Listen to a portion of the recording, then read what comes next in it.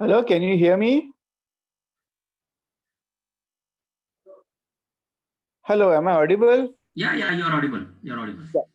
Thank you.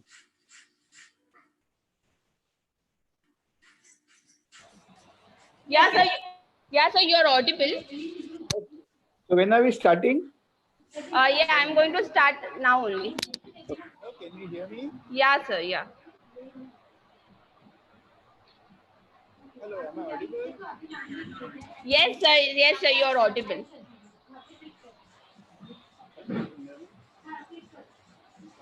Yeah, sir, you're audible. So when are we starting? Yeah, I'm going to start now only. Yeah, sir, yeah.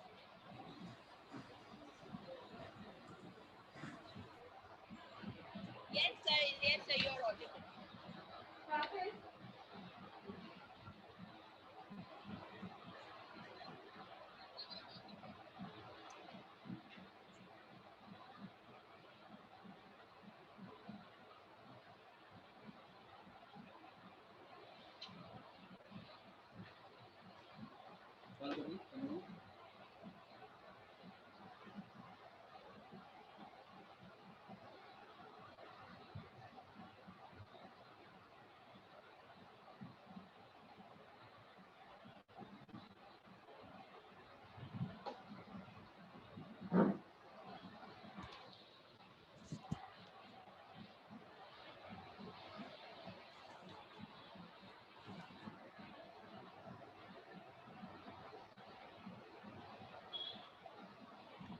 नहीं दिख रही।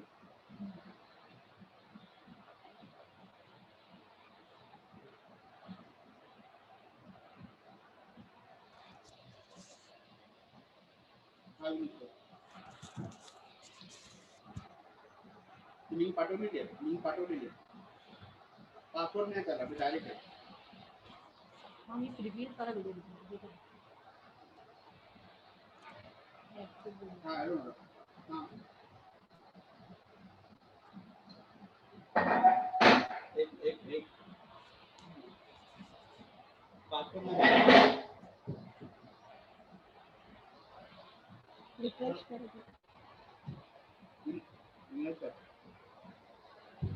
नाही 5 minute आता चालू होते 2 मिनिटात. Yeah, can you all see me? या sir Yeah. Madam एक minute.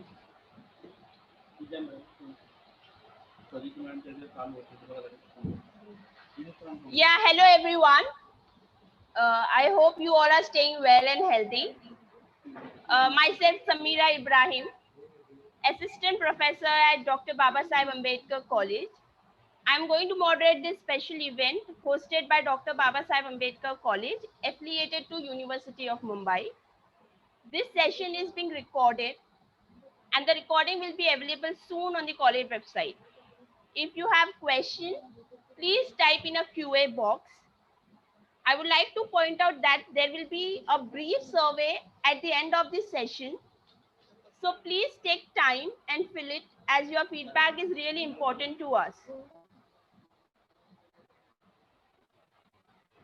So here we have with us our chairman, like he is going to get connected with us soon because of some technical glitch.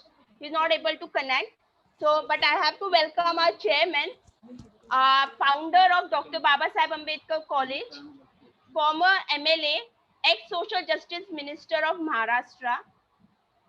We would be privileged to have Dr. Neeraj Hatekar with us, professor of econometrics, Mumbai School of Economics and Public Policy. The another expert person of our panel is Dr. Siddhappa Balagurti.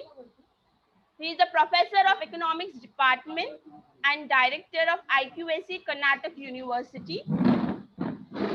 We have with us Avinash Shendre. He is soon going to join with us. He is a guest of honor and he has guided us in this pre-operational stage of webinar. We have with us our principal. I will ask him to on his audio and video on his video. We have with us our principal Nitin Kadam sir. So I would love to welcome all of our participants with a good gesture, with a positive energy. We are going to start this seminar. So I would request our principal sir to have a word with us so that we can proceed further. So I would request our principal to start the session. Thank you, Sangrami. Good morning. Good morning, everyone. On behalf of the Nalanda Educational Foundation Sanchalik, Dr. Babasaheb Ambedkar College of Arts, Commerce and Science, Chembur, and as the chairman of the seminar organizing committee, I do hereby welcome the distinguished speakers, guests, delegates, and students who have come from different parts of the India to grace the occasion of the one-day interdisciplinary national webinar entitled Impact of COVID-19 on Indian Economy, organized by the IQSC, Dr. Babasaheb Ambedkar College.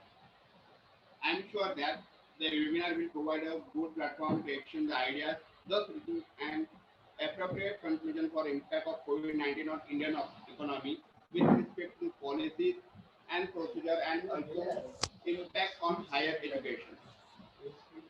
We are proud to have an eminent personality like Dr. Neeraj Hatekar, Professor of Econometrics, Mumbai School of Economics and Public Policy, University of Mumbai, Dr. Siddhappa Balagurti sir, Professor of Economics and Director, IQSC Karnataka University, Harvard. The guest of honor, Dr. Avinash Shende sir, Vice Principal, Pragati College, Dombivli, Board of Studies in Economics, University of Mumbai, as well as CDC member of Dr. Babasaheb Ambedkar College, Chembur. We are privileged that he has given us his valuable advice to organize this seminar. I would like to thank our chairman and founding member, Dr. Mr. Chandrakant Handore sir, former Social Justice Minister and ex-MLA Maharashtra State Government, as well as governing body member, well-wisher, and all those who sir are आप mute से हो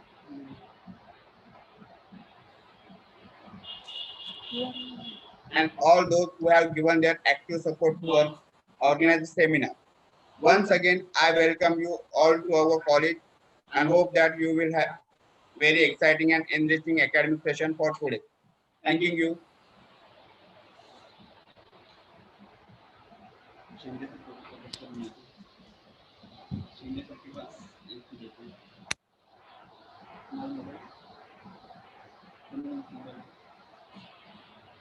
I would welcome our guest of honor, Professor Avinash Shendre sir. I would ask Shendre sir to have a few words with us, and he has guided us through all this webinar, the pre-operational stage of webinar. Thank you so much, sir. So I would request Avinash Shendre sir to give some words to our participant so that we can proceed with the webinar. Okay, thank you so much. Very good afternoon to all of you. The chairman of college, honorable and ex-former minister, Sri Chandrakantji Handore, Sonal madam, in-charge principal of the college, Nitin, and our beloved and well-known economist of Maharashtra, Dr. Neeraj Hatekar sir, our second resource person, Dr. Siddhappa Bagalkotti sir from Dharwad University, Karnataka, entire members of the organizing committee, IQC chairman, and dear participant. Thank you very much for inviting me as a guest of honor for this webinar. And I will not take more time to deliver my speech as a guest of honor. But COVID-19, it shows the need of investment in the social infrastructure, that is education and health. As to achieve the economic development and social development in our country, the investment in this sector is essential as to create the knowledge-based economy. COVID-19, even though it is an artificial attack on Indian economy or rest of the economy, but it is the need of time to recover from this situation. During the entire situation, both the resource person, they will focus more, as Dr. Hatekar is a very much expertise in COVID-19, because every day he has prepared the two groups, that is COVID mail 1 and 2, and every day he is giving the information on the recent changing trends in COVID-19. And he has assumed few days ago that in the coming days, impact of COVID-19 in Mumbai, day by day, it will be going on reducing. And the same picture that we can see, the number of patients which we are finding in Mumbai, it is going on reducing day by day. His expectation really it's come into true. So without taking much time, I once again congratulate to all the participants and thanks to both the resource person for accepting our invitation as a resource person for this seminar. Thank you very much.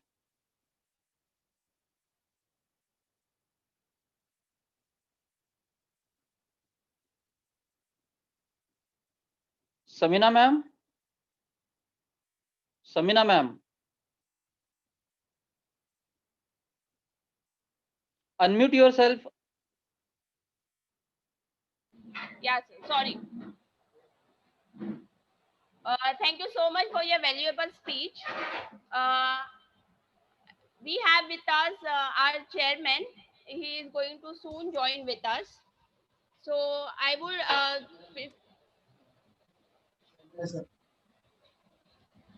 I okay.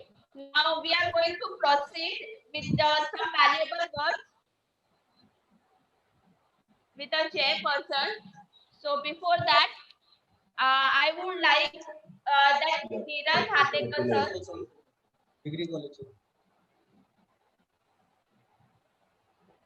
Dr. Neeraj Hatekar sir, to have some words with us.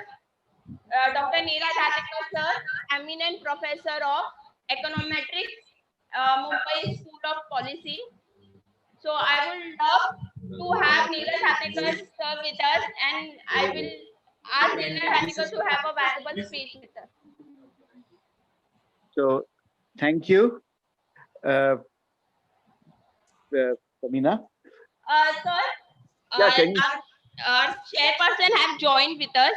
Okay, So before taking your speech, I would like to continue with our chairman. Okay. Okay, sir. Thank you so much, sir.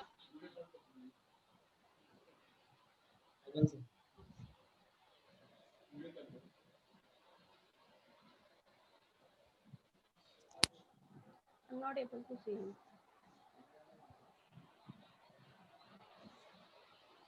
Please try again, Samina. Yes, sir. Yes, sir. Sir is there or not? He's there, sir. Hello नमस्कार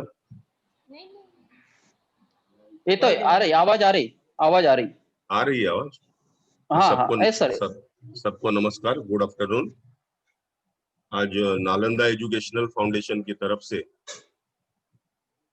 national level का webinar on Covid का आयोजन doctor Baba Saheb Ambedkar college की तरफ से आयोजित किया गया है। आप देखेंगे पिछले 6 महीने से पूरे वर्ल्ड में कोविड-19 ने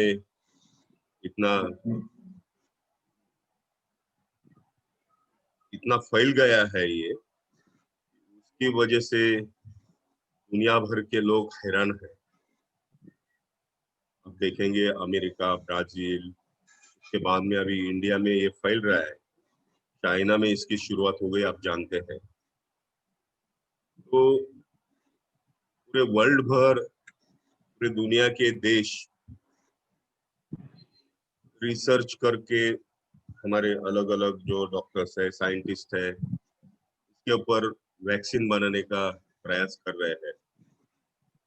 कितना टाइम जाएगा उसका कुछ गारंटी नहीं है, लेकिन फिर भी दुनिया भर के हमारे जो साइंटिस्ट है, डॉक्टर्स है, उनके ऊपर रिसर्च कर रहे हैं।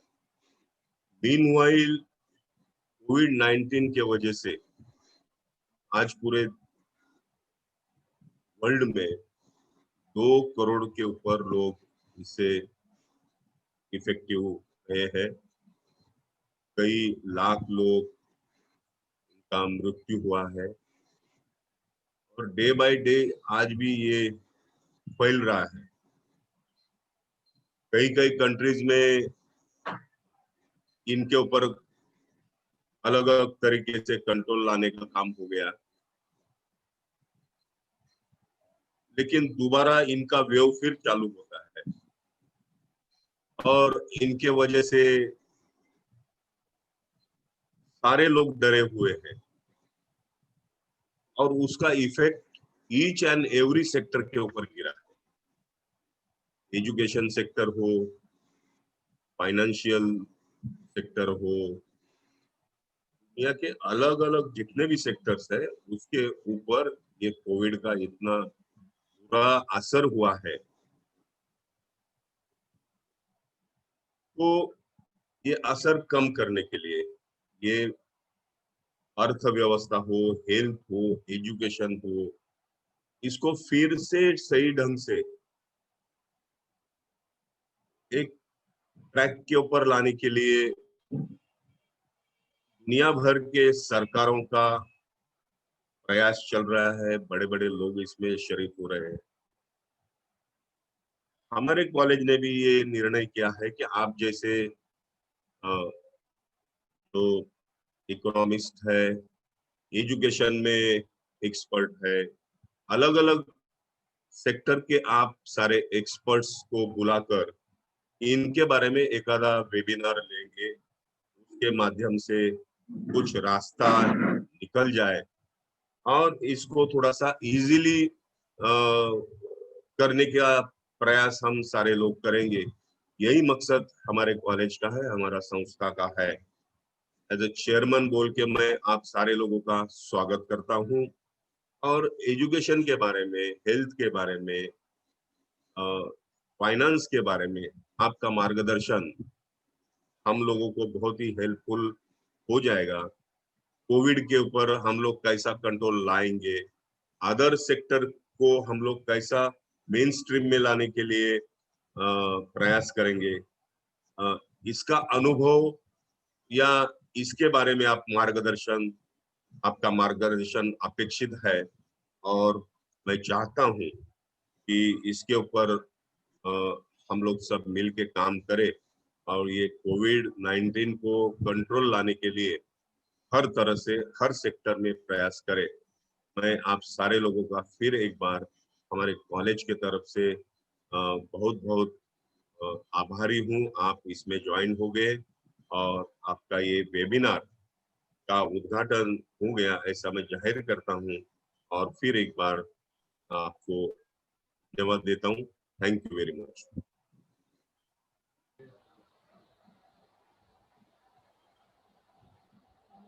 Thank you so much, sir. Thank you so much for your valuable time that you have took and come here to join with us. Again, I want to introduce our sir. He is a chairman of Nalanda Education Foundation. Uh, he is the founder of Dr.babasaheb Ambedkar College. He is ex-social justice minister of Maharashtra. He is a former MLA of Chembur. So I would love to have our chairman with us and to have a word with us. Thank you so much, sir. So now we are going to proceed with our webinar session. So next, I would love to introduce our resource person, Dr. Neeraj Hatekar, sir.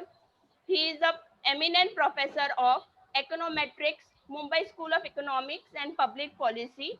I would love to tell a sentence about him. I asked him, sir, give some introductory thing about you so that I can specify in the webinar. He just told me that I don't need any introduction and I only need like my name you announced, that is enough for me. That was a great gesture that I have seen in him. So I would love to, and we have the privilege to have Dr. Neeraj Hatekar with us. So I would ask Neeraj Hatekar, sir, to start a session with us. Sir? Yeah, so can you hear me all? Yeah, sir. Yeah. So, सन्माननीय अंडोरे साहेब, कॉलेजचे प्राचार्य, माझे मित्र Avinash Chandre, Ibrahim madam, बागलकोटी sir आणि all the audience all the dignitaries in the audience. First, let me thank the college for giving me this opportunity to speak with such eminent audience. We have been, since the time of COVID started in Mumbai, we have been bringing out reports on a day-to-day basis. Why did we start that? Because सुरुवातीला जेव्हा Covid सुरू झालं आणि विशेषतः April May मध्ये जेव्हा त्याची गती पकडली तेव्हा खूप मोठ्या प्रमाणावर टीव्हीवर बातम्या यायच्या, इतके पेशंट्स, इतके लोक आजारी आहेत, इतके, आणि त्याने एक भीतीचं वातावरण सगळीकडे पसरलं होतं आणि ते भीतीचं वातावरण हे अनावश्यक होतं असं we thought at that point. Sir, hello, या Hatekar sir. People are from Haryana and Punjab.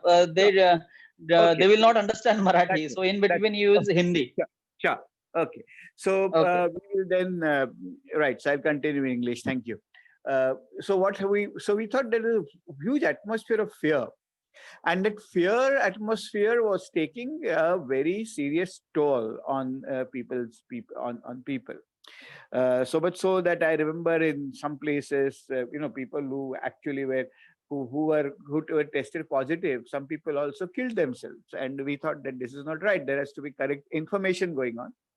Secondly, one of the major lacunae in our COVID policy was we introduced a lockdown, but we introduced a lockdown without providing proper information.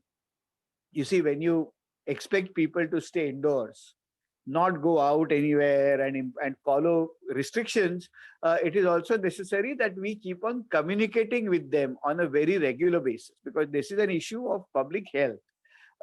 It was being dealt with in the situation as if it was a situation of law and order. So people who were stepping out of the house were being punished, or police were beating them with lathis, but nobody was communicating.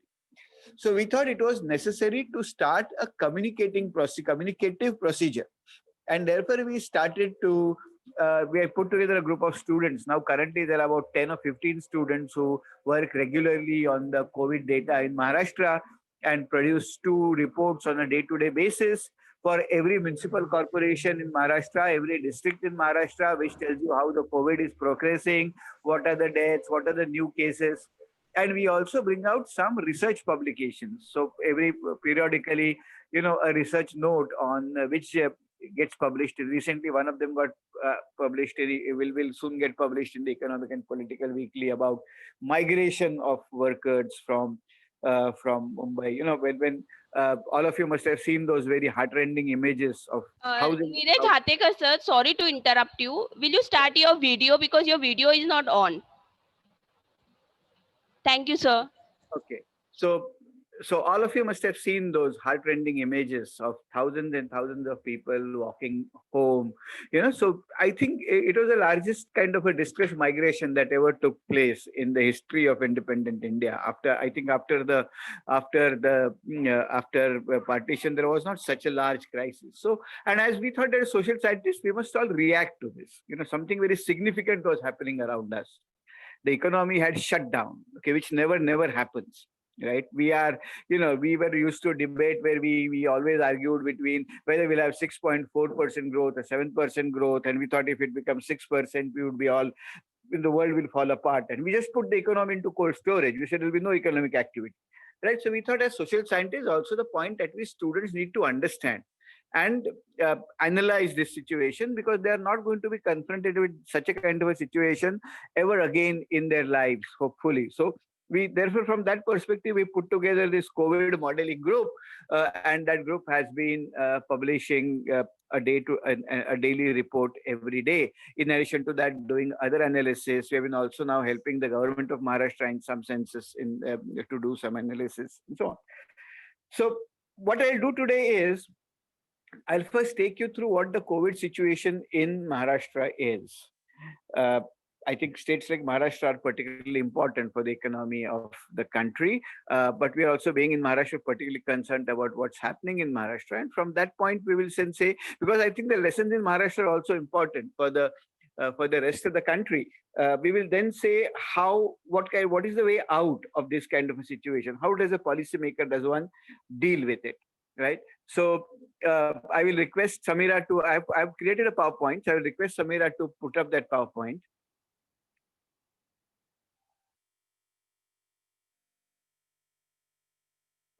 Sure, sir. Yeah. Give me 2 minutes. I'm doing it. Yes, so my basic argument is that in states like Maharashtra, and I'm sure it's happening everywhere also, COVID first started in the large cities, and now it has sort of stabilized in large cities, but is now spreading to rural India, rural parts of the country. And frankly speaking, there doesn't seem to be a particular point at which we are going to be able to control it. I know we are all waiting for a vaccine, but I have my own reservations about it, because even if having a vaccine is one thing, getting into production another thing, and creating an institutional mechanism where you'll be able to reach out to people and actually deliver that to people is another thing. For example, we are having clean drinking water is the easiest thing in the world to actually put clean drinking water in the tap and reach it to people. But we have not been able to, even after 75 years after independence, we have not really been able to ensure that every house in this country has clean drinking water, treated drinking water, right? So having a vaccine is one thing. Creating an institutional mechanism for it to reach people is another. And I don't think that's going to happen soon. So we are going to have to deal with the COVID as it is, and some particular problems that are going to come up. I'm going to discuss them. Right. So next slide. Sure, sir. Yeah. So first, I have before you what is called the daily reproduction figure in Maharashtra. What is a daily reproduction figure? I think in epidemiology, that's a very important number to understand how a disease is progressing. Uh, you have the R daily effective R tells you the number of people an initially infected person reinfects. So if R is 1, R is 2, then one person going to infect 2 people, is 2 people are going to infect 4, 4 is going to infect 8, 8 is going to infect 16, 16 is going to infect 32, and the disease is going to be explosive, right? Whereas if this number is less than 1, then one person going to only affect, say, 2 people are going to affect only 1 person, and so on, and the disease is going to be under control. So therefore, whether what's happening to COVID infections, how COVID is progressing in the state, I think it's important to see how the daily effective R is progressing in the state. And you can see Maharashtra started with an R of almost 4. That's when the disease first stuck, and everybody in the society was susceptible. So 1 person was affecting 4 persons, 4 were affecting 16, 16 were affecting 64, and so on. So the disease was really spreading very rapidly. Right? Then we had the first lockdown, the second lockdown, and you see the R has been falling, and now currently it is 1.14. But what worries me is during August, the fall hasn't been so much. So you see the R has been sort of stabilized around July to, from July, it's been more or less flat. The rate of decline has been fairly slow. That means that the disease is coming under control in Maharashtra, but at a very, very slow rate. The point is to make it less than 1, let R go down to value below 1. And that is not really happening. So, and that curve doesn't seem to be going down. So that is something that I have a little bit of a worry about. 100 people in Maharashtra today are infecting about 114, right? So the disease is spreading, not exponentially, but it is spreading. And that's a little bit of a worry. Secondly, please remember that these are numbers which are only of those people who have tested positive. But serological surveys which have been taking place in different parts of the country in Maharashtra have shown a much larger degree of infection. So we really, so this is only the tip of the iceberg, really. But this shows that the infection is not really going down in Maharashtra as of now. Next slide.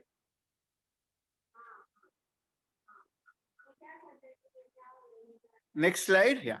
Now you see this is the first part here. The green line shows the recovery rates in Maharashtra, and the red line shows the death rates. And I'm going to come to that again, right? Okay, so you see that the recovery rate has been rising, right? Recovery rate has been rising. It jumped one day suddenly in June when we actually redefined recovery. We said asymptomatic patients who are in hospitals don't need to be there, they have to go home. So we called all of them recovered, and therefore the recovery rate jumped in June. But after that, thankfully, it has been slowly upwards. The next slide tells you what the active cases are. Now, active cases are the actual number of people who test positive minus those who are minus those. Sir meeting मध्ये झूम meeting मध्ये जरा मी phone करतो.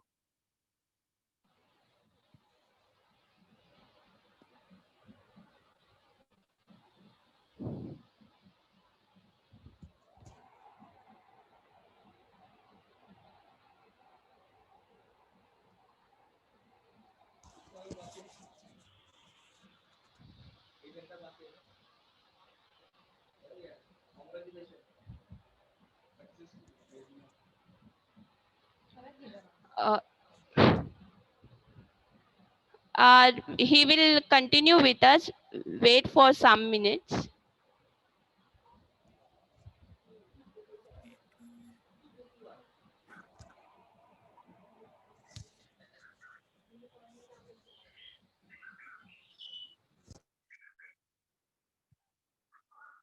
Hello? Hello, am I audible? Sir. Hello? Yeah, Yes, please sir. continue. Yes, Please sir. continue. Yes.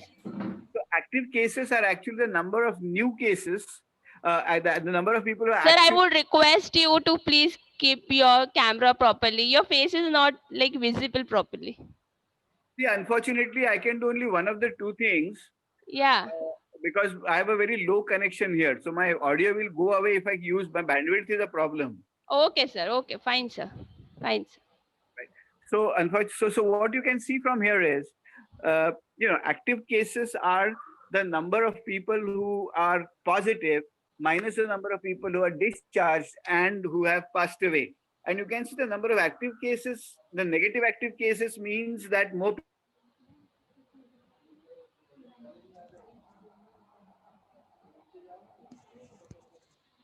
people have recovered on a lot of negatives now in August. Recoveries have been actually more than the number of infections in Maharashtra, which is a good thing because that shows that the load on the hospital system in Maharashtra is going down. But the infection doesn't seem to be necessarily under control. Yeah, can I see the next slide?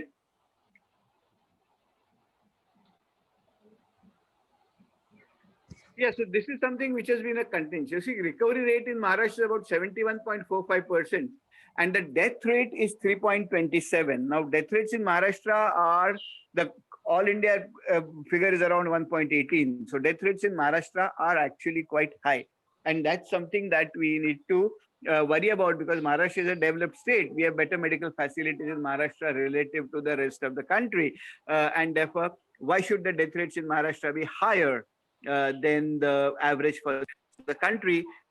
Uh,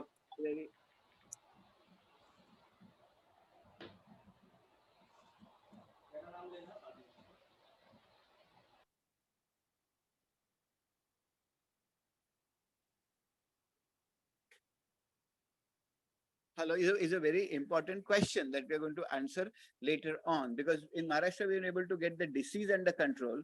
In the sense the rate of infection is probably slowed down, but the number of deaths is not coming down, and that's something which is a very critical issue for policy. Can I see the next slide?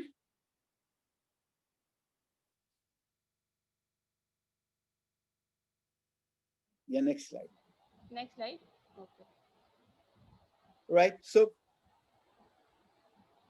This one, sir. yeah. So who's contributing to cases now? So the new cases which came up yesterday, where did they come from? Right. So this graph shows that they mostly came from municipal corporation areas in the state. Right. So they're still coming from urban areas. They come from Pune Municipal Corporation, Pimpri-Chinchwad Municipal Corporation, Mumbai Municipal Corporation, Nagpur Municipal Corporation, Navi Mumbai Municipal Corporation. Are this great?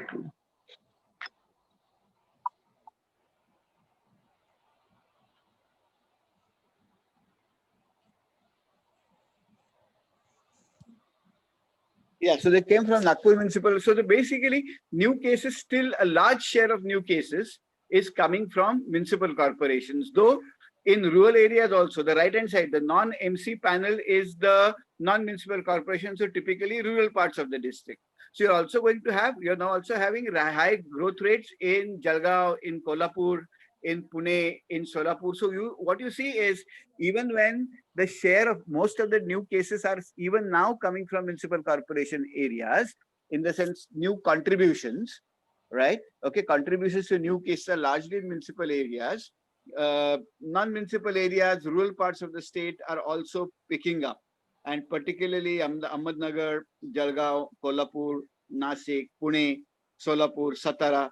These are problematic areas. Now, the reason they're problematic areas is because unlike the municipal corporation areas, the health infrastructure is rather poor in these relatively poor in these districts. Like Mumbai Municipal Corporation is a rich municipal corporation. It can pour in resources to create COVID facilities. Pune Municipal Corporation can do that, but not necessarily the Jilla Parishad for Satara or Jilla Parishad for Solapur. And therefore, if the COVID spreads in rural areas, that's going to be a serious challenge. Right? Can I see the next slide?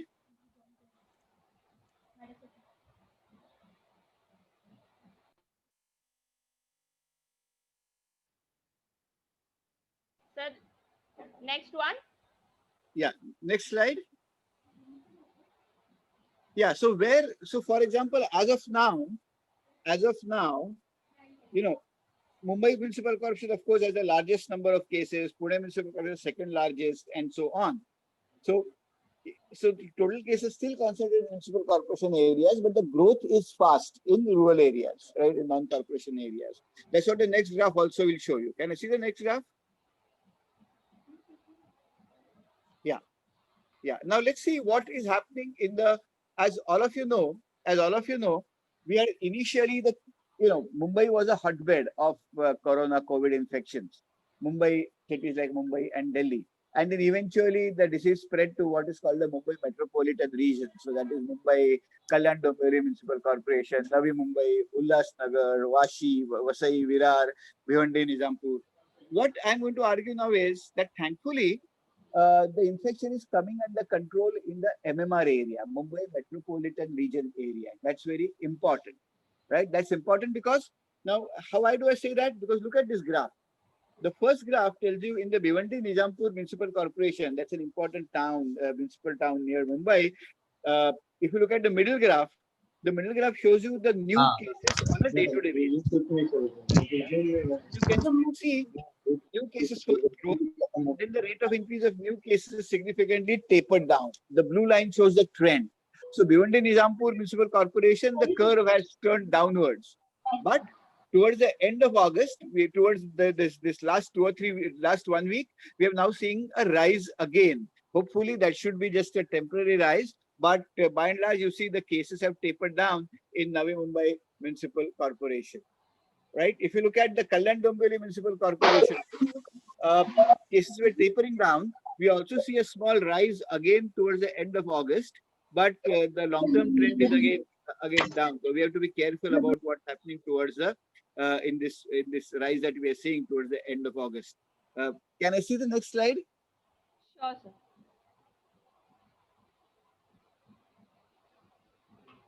Next slide, please. Yes, sir. More. Next. So next. Yeah, next slide. Yeah, we have come. Yeah, here. Right now, no. Backside. About that, yeah. Yeah. So Vasai and Virar. Corporation. Again, you see the same story.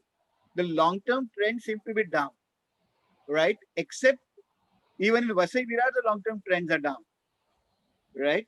Can I see the next slide? Yeah, sure, sir.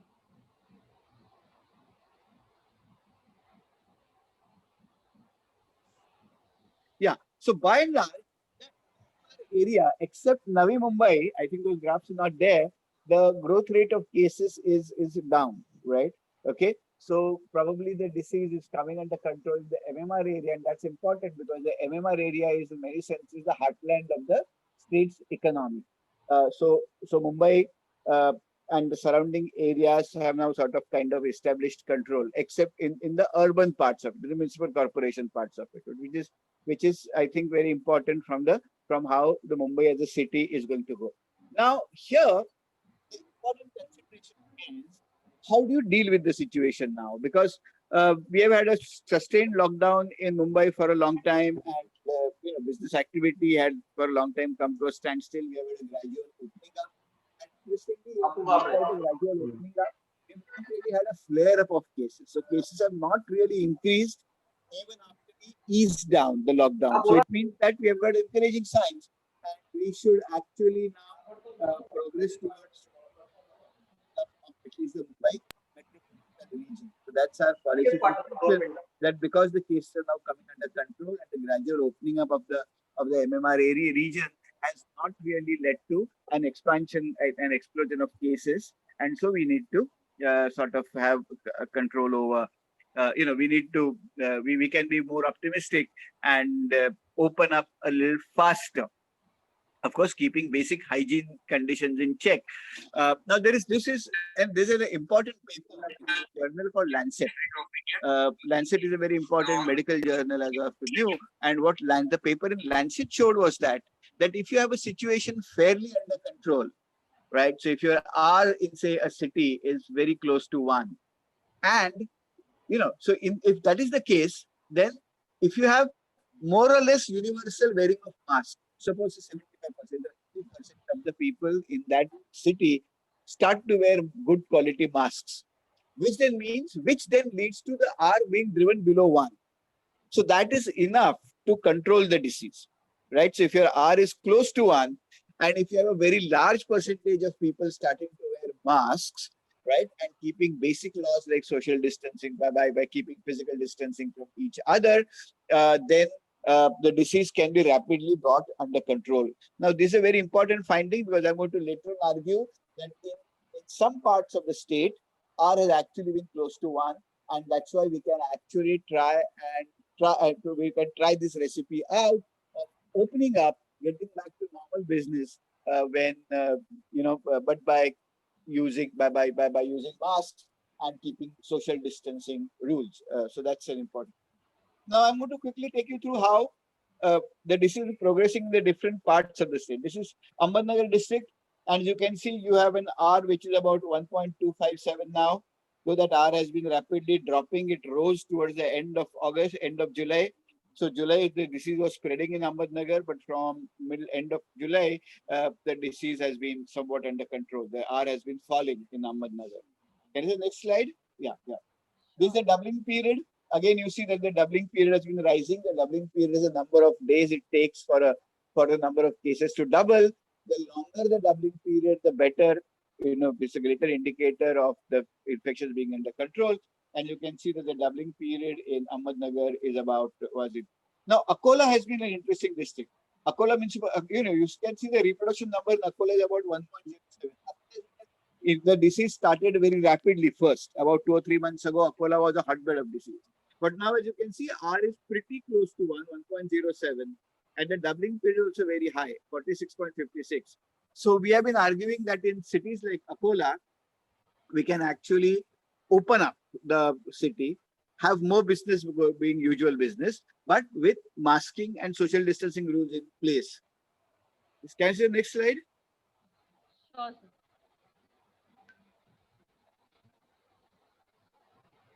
Can I see the next slide? Yeah, sir. Next. Aurangabad it is. Hello? Yeah, sir. It is Aurangabad. Next slide. Yeah. So here is Aurangabad. Right? Aurangabad, you again have had a situation where,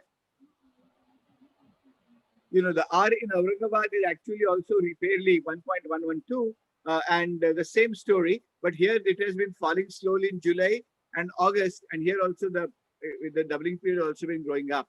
The situation is also slowly coming under control in Aurangabad. Can you say next slide? Yes, sir. Now, you see, Bhandara is a peculiar case. Bhandara is actually largely a tribal, rural, agricultural district.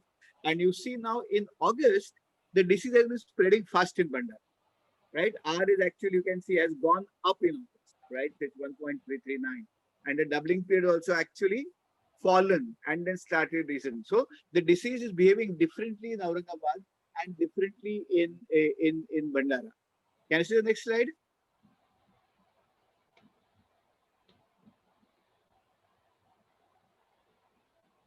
Yes, sir.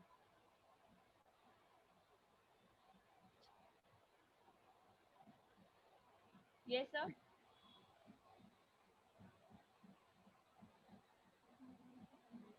It's seen. Fine. So again, you see a similar story. So basically, what this PowerPoint, I'll not take you through all the slides here. What this PowerPoint says is, and I think this is important for the whole nation really, this lesson from Maharashtra, is that the disease doesn't spread uniformly everywhere in the same way. Right? The disease, so there seem to be local infection patterns, which is very important from a policy point of view. Right, the disease is behaving differently in the MMR region. The disease is behaving differently in certain districts. For example, in Vidarbha, the district is the disease is now catching on. So districts like Wardha, Nagpur, Gondia, Bhandara have now started to show hotbeds. It was for a long time not there in other parts of the state like Marathwada, but now it has started picking up with Marathwada. right? But it has started to cool down in Pune, in Mumbai and the metropolitan region. So that is the challenge. The challenge then is that you cannot really have an all state policy. Forget an all India policy for COVID. Right? What you need to have, the first lesson that we learn from this is the policy for COVID that we ought to have has to be very, very local specific. It has to have a very localized policy. So nationwide lockdowns don't work. They will not work because the COVID behaves differently across different parts of the country, right? And obviously, because COVID, how COVID spreads depends upon what the socioeconomic conditions are in those districts, what the infrastructure is there, how much you can control. So basically, therefore, because of regional differentiation, we should not look at statewide policies, forget nationwide policies, but policies have to be very district level, or have to be even more localized. That's the first lesson that we have from COVID. What's the second important lesson that we have? At least in important districts, right, where, say, for example, Mumbai metropolitan region, where we have now got an R which is fairly close to 1. For example, R in Mumbai is 1.051, right? R in Kalyan Dombivli is also around 1.08. R in Thane is about 1. So these are all economic hotbeds of the country. They are all state, which are very important for the state. For example, the business in Mumbai is very important. Drives is crucial not only for Maharashtra but for the rest of the country. So we should try and get back to business as soon as possible in these cities where we've got the COVID infections reasonably under control. How can we do that? We can do that by using the insight from that very important paper which appeared in Lancet, where that paper said that if your R is fairly close to 1, and if you have universal mask wearing, by universal I don't mean everybody, but maybe 75-80%, then you can actually control the spread of the disease, and the disease will go away, right? After a few days, go away meaning will slowly extinguish itself. Right. So I think we should carefully we should, in a calibrated fashion, move towards that policy. Instead of imposing restrictions on mobility, and instead of imposing restrictions on how long shops can open, how businesses can run, we must ensure that things are back to normal, right? But with everybody wearing masks and with social distancing, with the usual physical distancing being maintained. So that's how we need to now open up, because the problem is, if you keep on looking at the state level policies, then the COVID is going to continue to spread in some parts of the state, even when it is extinguished in some other parts of the state. You are worried about what's happening in Bid, you are worried about what's happening in Gondia, but situations in Mumbai might be far better, far more conducive, but you will actually lose out on not letting those businesses function properly. Right. So I think we need to have a calibrated approach. We need to have a localized approach, and we need to sort of get into Mumbai. And interestingly, uh, if you look at the better performing districts in Maharashtra, by say, if you look at the doubling periods and R's, and if you look at the districts which have an R which is less than average for the state, and a doubling period is greater than average for the state, then these districts together account for about 60% of the state's GDP. So we can still salvage 60% of the state's GDP by focusing on these districts, which are which have now shown significant improvement, and opening up by maintaining at the same time maintaining high masking rules and physical distancing rules. Now, when we do that, what are the challenges that we are going to face? Will our economy be, once you open up in the state, in Mumbai, for example, will the economy in Mumbai get back on track? For me, it looks difficult because of various reasons. One is that particularly hit, like cities like Mumbai have been, especially small businesses have been very, very particularly hit. Right, small and micro enterprises really have been very particularly hit, and we know that a large amount of our employment, about 90% plus of our employment, essentially is in the unorganized sector, unorganized and unregistered kind of enterprise. To take an example, Dharavi, for example, Dharavi was a hotbed of disease, but we also know that Dharavi has an economy which has about $1 billion turnover annually.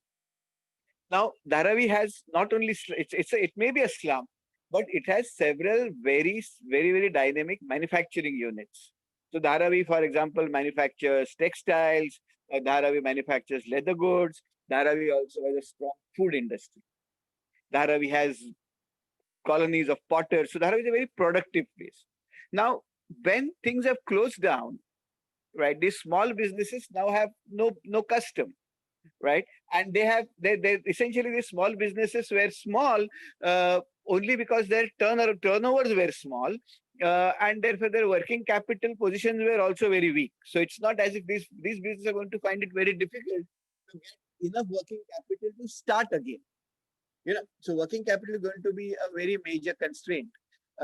And many of these businesses, for example, food businesses, are not necessarily financially included. So they're not the kind of businesses who will be considered as viable risks by banks to lend to them. In any case, banks are now very, very wary about lending to anybody who they think as a risk because they're worried about the NPS. So working capital requirements for small businesses are going to be a very major challenge. And even when you open up, even if you allow businesses to function, it's going to be very hard for people to actually be able to acquire the money, to acquire the funds to restart their business, so restock their material, recall their workers, pay their salaries. That kind of an expense is going to be, that kind of money is not going to be simply there. So that's one important factor. Second important factor is peculiar to Mumbai. You see, a very large number of businesses in Mumbai actually work with very small spaces. Like 50% of the business units in Dharavi are one room businesses, So you can have a tailoring shop, you can have a tailoring business, which essentially, cuts and stitches garments for the top brands in the country, right, where they are exported and all that. Right. Now, if you look at any of these shops, they're going to be small godowns where there are 15 or 20 tailoring masters working in a line, working close to each other, and then staying and sleeping in the same godown, right, which is not ventilated at all, with very poor facilities and so on. So if you're now going to have rules of social distancing or physical distancing, where if you're going to say that workers in such places have to sit 6 feet apart or 8 feet apart or 10 feet apart or so on, then the space requirements for these businesses are going to be very high.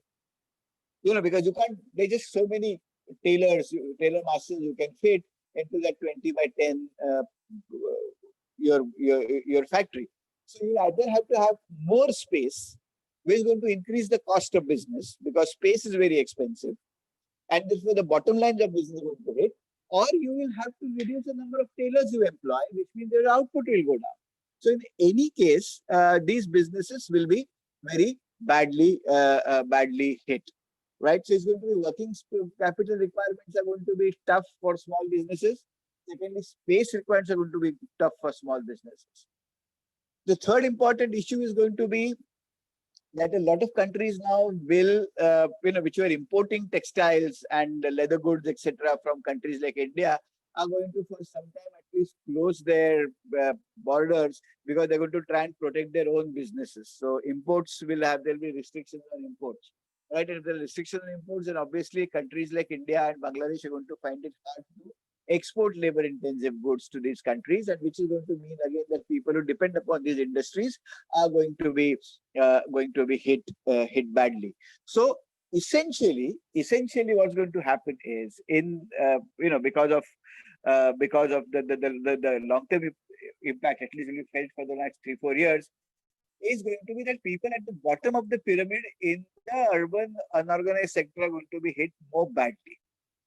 Right, so it is the small vendors, small businessmen, right, who are going to be hit very badly, and therefore the impact is going to be felt disproportionately on the city's poor.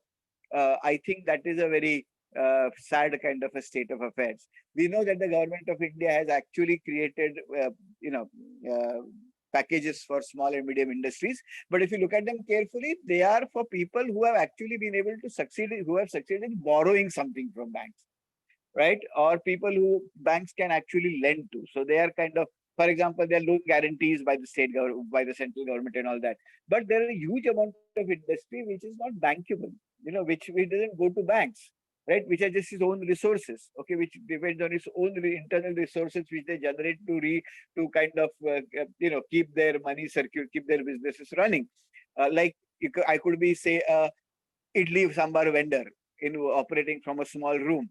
and my daily business might be say 3,000 rupees, out of which say 500 rupees is what my net savings every day are. Right. So that kind of business is not bankable. Nobody's going to give me money because I don't have any documents. The space that I've got is rented. I have no collateral, and there is no guarantee that I will not be able. There is no guarantee that I will to repay the loans continuously. So that kind of a structure is going to be a very severe problem. So I think that is going to be a very major problem among the urban poor. I think this effect is also going to be felt in the rural economy. Because I know this year we have had good monsoons and everybody feels that the COVID infections have not been so bad for the rural sector. But look here, the statistics on the Indian economy which will come out now by the 31st of August. So June, July, August quarter, we are anyway seeing a major contraction in the GDP. GDP has fallen for the first time from 96-97. In 96-97, agriculture also fell. This year, this quarter, agriculture has not fallen, but the rest of the economy has dropped. Prices are also falling. If you look at the wholesale prices, food prices, all are dropping, which really means that there is no demand. If there is no demand for agriculture produce, then what do you produce? Right? For example, if you look at strawberry growing areas in Maharashtra, strawberry is a typical consumption-oriented cash crop. This year, only about 50% of the strawberry area has been cropped because people are not sure who will actually buy the strawberries.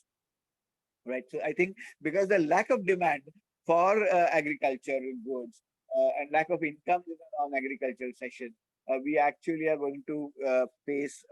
So it might be possible that there are actually supply gluts in agriculture. Prices that agriculturists realize might not be so good, and therefore and you know that impact will be felt by the rural laborers, particularly small and marginal farmers and landless workers, who are the first to feel feel the effect when the rural prices decline, when farm prices decline. So my feeling is that this kind of crisis that we have got in the country, is going to hit particularly the poor in the country. Now, this is going to reverse some significant gains which we had made as a country from 2004 onwards, when we actually reduced rural poverty quite dramatically. For example, 2004-5 to 2011-12, we had about 2.5% decrease in the rural poverty, and that was driven by a fast-growing economy, right, which had essentially driven by the boom in the world economy, but also because several internal things were happening. We don't know what happened because we don't have similar data for 2016-17. The LSSO rounds were not there. But from the COVID impact, I think many of these poverty gains are going to be significantly reversed. And a lot of people are going to go back into poverty. There are also going to be significant human capital effects. For example, kids who have dropped out of school are unlikely to get back into school. I think every day we talk about gross enrollment ratios and all those kinds of things. But a very important category that we must think of is of children who are precariously enrolled in school. What are children who are precariously enrolled in school? Children who are just about being able to keep themselves, remain in school. Right? Their family conditions might not be so good. They might not have the academic background at home. School might be far off, and so on and so forth. These are kids who just about manage to be in school. Now, a lot of these kids have actually dropped out of school because their parents have lost their jobs or schools have been closed, and they're not likely to be going to be back into school again. Like if you look at the migrants in Mumbai who went back home to UP and Bihar with their kids have been now out of school. And I don't know when these migrants will come back. So we're not sure when these kids will come back to school. And they don't come back to school, then they'll most likely be working as child labor or helping around on the farms or working in a garage or something. So large number of children drop out of school. Secondly, a lot of schools have started to go online, but we don't have enough connectivity, and a lot of people really don't have enough smartphones to give to their children to study. Like for example, very close to Mumbai, we have the RA forest, and we have tribal communities staying there. Now, people in these tribal communities work in the city at very low wages, like 10,000 a month, 12,000 rupees a month, and typically only one smartphone at home if there is at all. And the smartphone is carried by the parent to when they go to work. So children really can't access lectures, whereas all the schools are now giving lectures online. So which means that a lot of poor people will drop out of school, and this will be a double whammy for. So we are going to have long-term effects of loss of human capital and poverty, increase in poverty. So what are the ways out? I think we need to have much greater immediate expenditure on getting. So one is we need to get back to business as soon as possible, right? So that people can work, people can earn a living, and that situation can be remedied because poor people are really suffering. How do you go back to business? At least in cities like Mumbai, where we now have an hour which is close to one, we can go back to business by wearing masks and keeping physical distance. Because in any case, we don't know when this impact COVID will end. And we can't indefinitely keep on closing the economy like this because the impact is going to be, as I said, very, very severe on the lives of the people. So we need to now, I think the time has come to say that wherever we've got reasonable control over the COVID infection, we must resume work. We must resume work with with physical distancing, with masks, take the risks, and just live with it. I think it's now slow. It has become fairly unsustainable to continue these policies for a long time. On the other hand, in districts where COVID is really spreading fast, like our data shows that it's spreading in some parts of Maharashtra, where we need to focus on the health infrastructure, where it doesn't exist. So it might be necessary to remove some health infrastructure from cities like Mumbai and Thane and actually relocate that in Gadchiroli or Gondia or Beed, which are the poorer districts of Maharashtra where health infrastructure doesn't exist and where the infection is actually spreading very fast. So it's necessary to relocate resources like that. Only then will you be able to actually control the situations in those kind of districts. So we need to work at that more proactively. And I think that's the lesson for the rest of the country. So, so what would be the lessons that I have from my talk here? One is that COVID is what our experience last 5 months shows is that there is not one infection model. There is not one COVID. There are several COVIDs, right? They spread differently at different parts of the country. The process is not the same everywhere. So you cannot have policies which are all India policies. You cannot have policies, all state policies. Policies will be much more localized. Yeah, we have to think very localized. Secondly, wherever we have been able to get things under control, it's high time that we start to work now.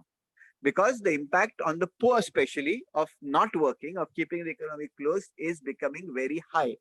The impact is going to be short term as well as long term. In the short term, things have closed down, but in the long term, we are going to find smaller businesses not being able to come back, and therefore a lot of informal sector employment, which is mainly the kind of employment that we have in this country, is not going to be able to come back, which is going to have very severe consequences for increase in poverty.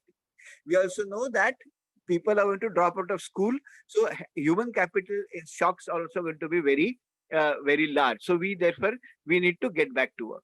Now, everybody's been talking about ramping up health infrastructure, and you had the new education policy which must have 6% of the budget on health, and our health minister says we must have 8% of the budget on health.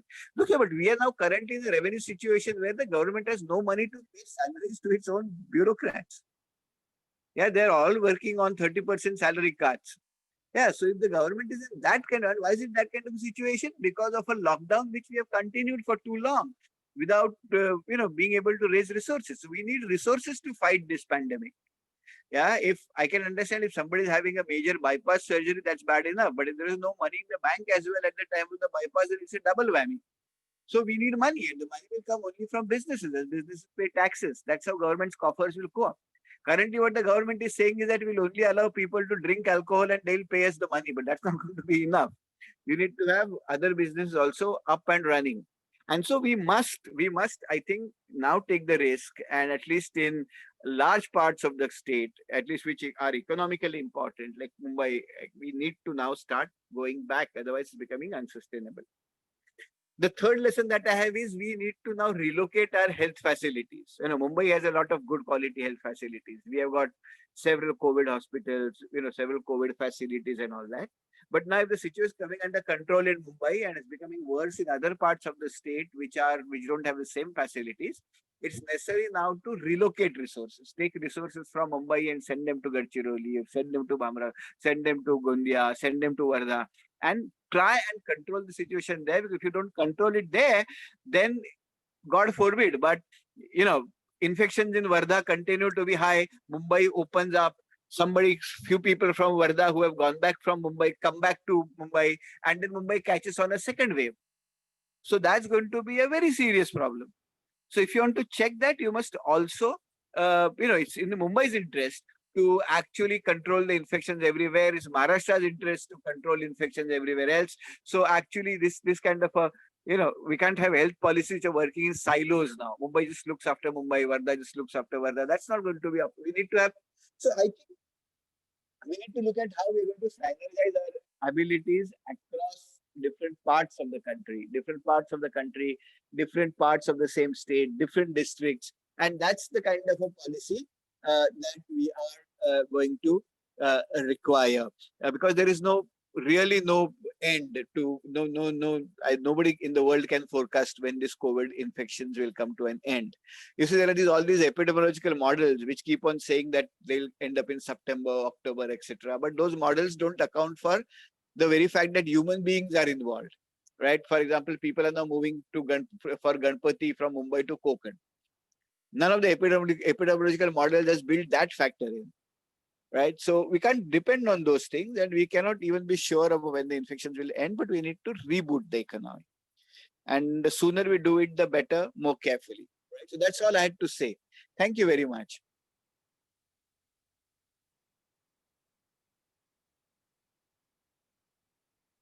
Yeah, and this PowerPoint is of course self-explanatory. You can share it with everybody so they can look at the graphs and then look at these points in more detail. Hello? Yeah, sir. Yeah. I can't hear you. Yeah. Hello? Hello, sir. Yeah.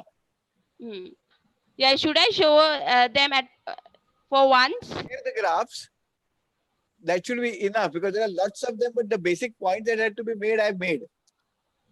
Okay. Okay, sir. They can have the graphs to just see what points I've been making, but those are there, right? Okay, sir. Okay. Yeah. So thank you. Yeah. Thank you so much, sir. The session was very informative and very nice. Now we can take a QA session with the participant. If we are going to take only 5 questions, not more than that. I can't hear you properly. So if you put the okay, hold on. Yeah, sir. So what I'm going to do is I'm going to take the queries from the YouTube session and I'm going to pass on to you. Yeah, participant, we are going to take only 5 query. If anyone having any query related to this session, you can post it in a QA box, and I am going to forward your query to the sir.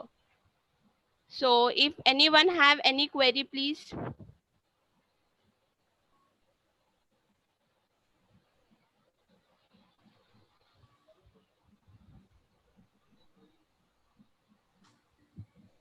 Hello? Yeah, sir. Yeah, I can't hear. Okay. Yeah, sir. Yeah, Does anybody have any query? I'll be happy to answer.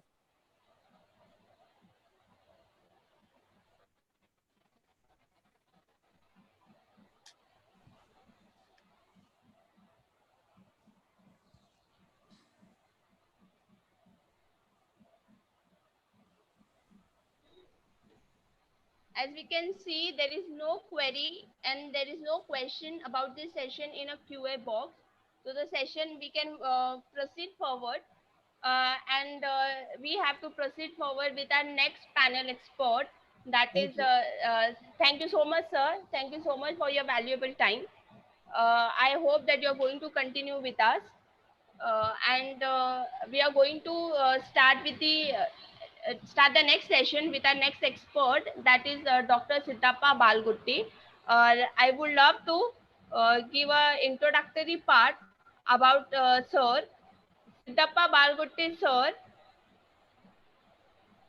he is a professor of economics department and director of IQAC Karnataka University. He has 31 years of experience.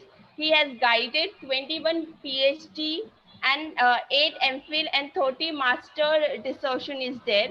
He is on the statutory board of university across country. There are multiple more things I have want to express for Siddhappa Balgutti sir, but I hope that we have less time. So by the name only we can find it out that he's a great person with a 31 years of experience. So we will continue with Siddhappa Balgutti sir, and we can start the session on impact of COVID-19 on higher education. Yeah. Thank you, Samira. You please allow me to share the screen. Okay, sir, sure. Yeah. You please allow me. I will share the screen myself. Sure, sir.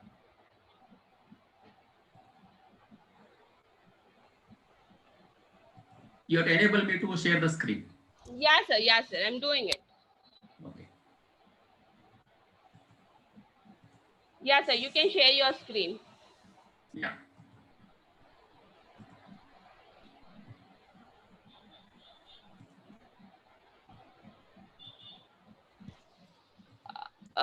Sir, we have one query from one participant.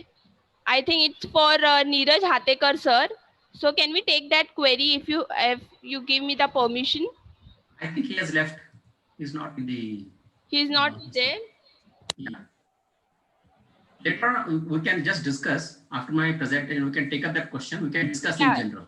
Yeah. Sure, sir. Thank you, Samira. In fact, I'm very happy to be part of this national webinar organized by Nalanda Educational Foundations, Dr. Ambedkar College. In fact, both are very big names in the educational sphere of our country. I congratulate the chairman, Chandrakant Handoriji, principal Nitin Kadamji, and my friend Avinash Chendreji for having taken all this trouble in organizing this particular webinar. It was a great pleasure to hear Dr. Neeraj Hatekar, who is also a very big name in economics fraternity of our country. His paper was quite analytical, empirical, and insightful, and his policy prescriptions were really useful for controlling the epidemic and bringing recovery to the economy. My dear teacher friends and all invitees and friends who have joined across the social media platforms, my presentation is on COVID-19 and higher education in India, emerging challenges. Of course, the paper is organized in 6 parts. I'll be touching about the crisis in higher education and what are the reasons that contributed to the crisis, and what is the present status of higher education in India. What is the COVID impact on the higher education? What could be our responses to that? Emerging patterns is what could be our responses to that? Then some aspects of the National Education Policy 2020, which can be a source of opportunities for all of us, and then some recommendations for that. Now, the crisis in higher education has been built over the years. It's not an immediate thing that has happened, but it has built up over the years, and that has been mainly because of various reasons. The first one is the demographic shifts that has been occurring in our country. We know that the youth population is increasing, and accordingly the demand for higher education is increasing. Higher education of all kinds, professional, vocational, arts, humanities, etc., is been increasing tremendously.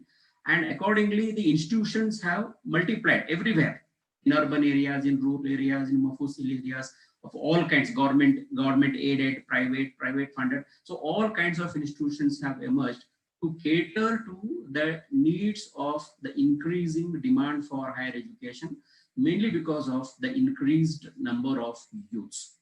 The second reason for the crisis, which I can say, is the technology that is making huge inroads into the educational sector.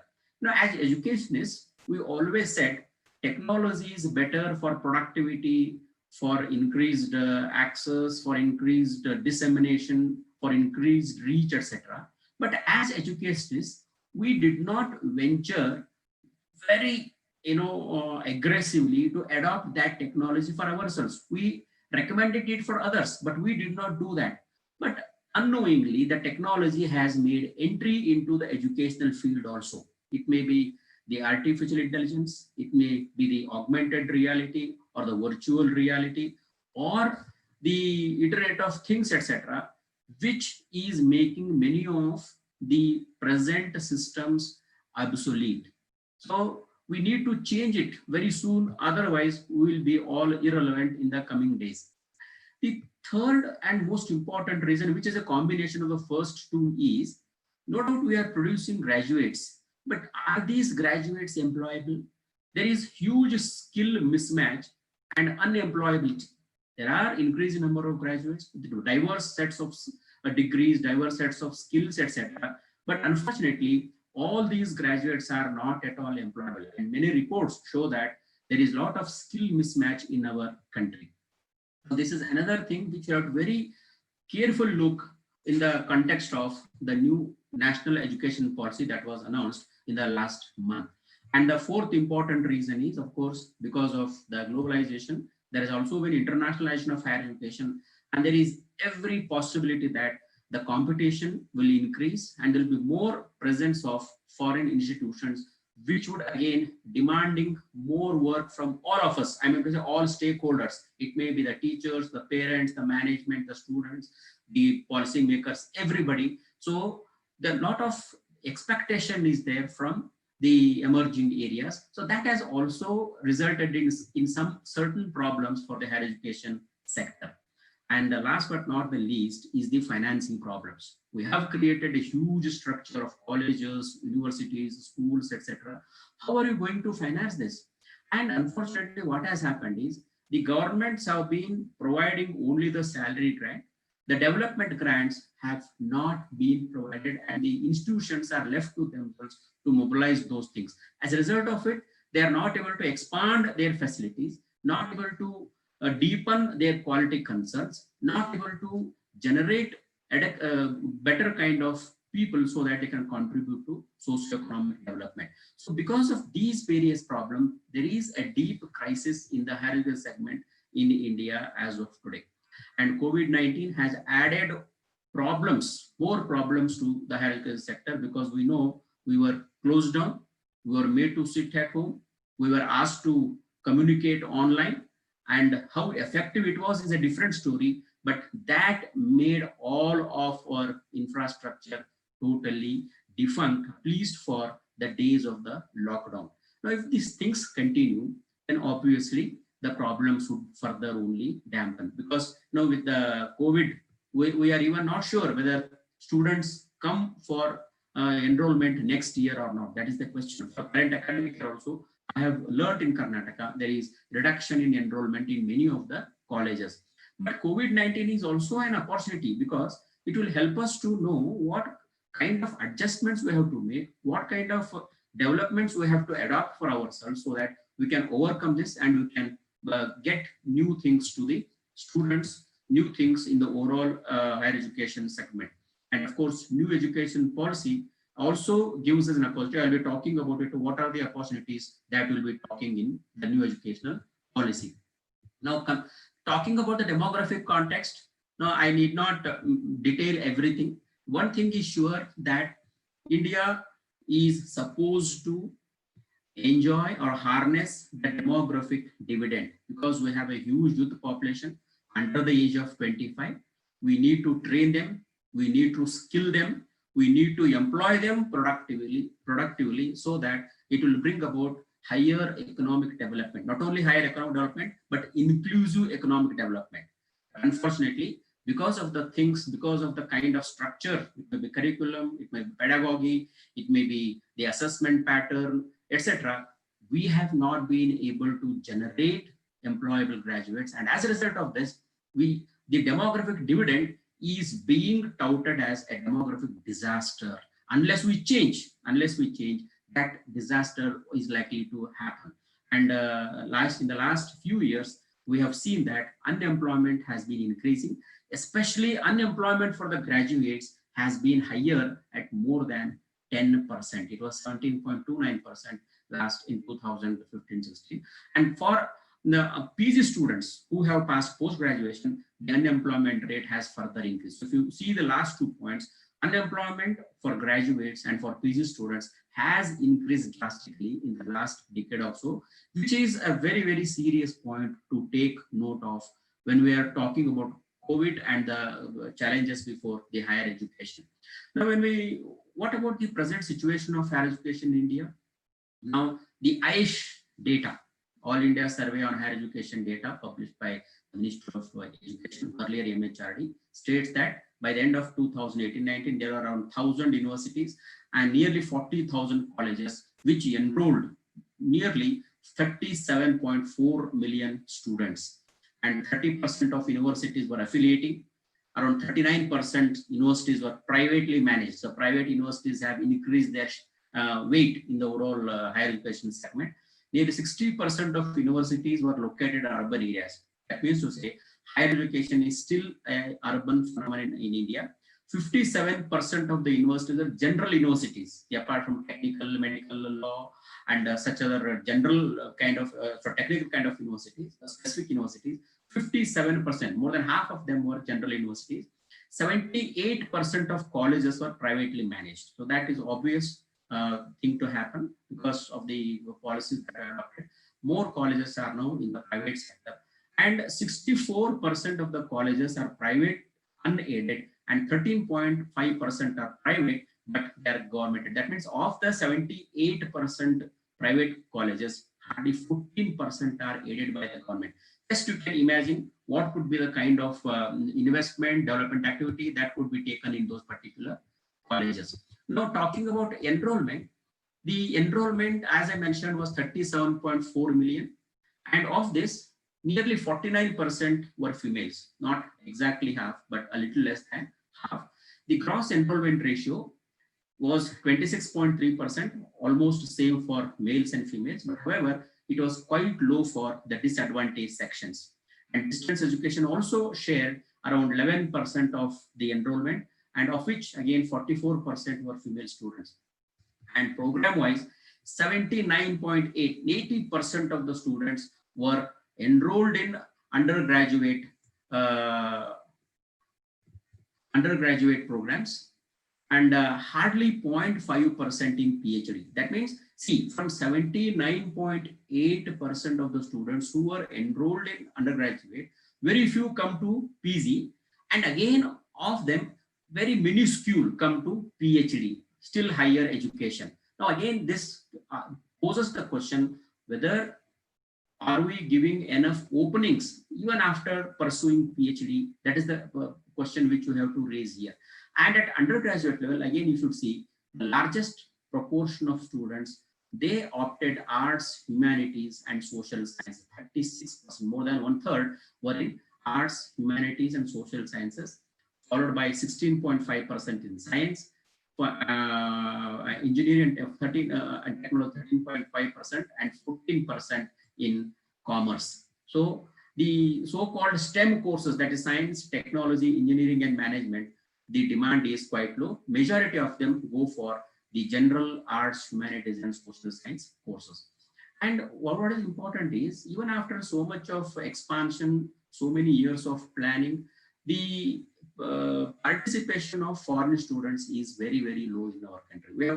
We have not succeeded in internationalization of our universities, our colleges, and our courses. So there is not much demand from other countries for higher education in our country. Now, why I'm putting this point is, in the COVID context, now many people who were searching for the colleges in other countries could be attracted to India. At the same time, many students who go outside India to other countries can be retained in our country. That is an opportunity which can be definitely harnessed. And another thing is, the proportion of persons aged 25 and above completing secondary level education was the lowest in India among the BRICS nations. So that is a sad part of the human capital that has been developing. Professor Neeraj Hartekar also mentioned about that. Of course, he was mentioning about the human capital in general because the dropout increasing. But to look at higher education among the BRICS countries, the proportion of students completing secondary education was very, very low. Now, what about the quality? Now, this is the quantity which I have addressed. What about the quality? And to assess quality, there are multiple ways. And one way is to just check whether there are any higher education institutions in the global top 100. In India, we are in fact very sorry because there is no institution which is ranked in the top 100.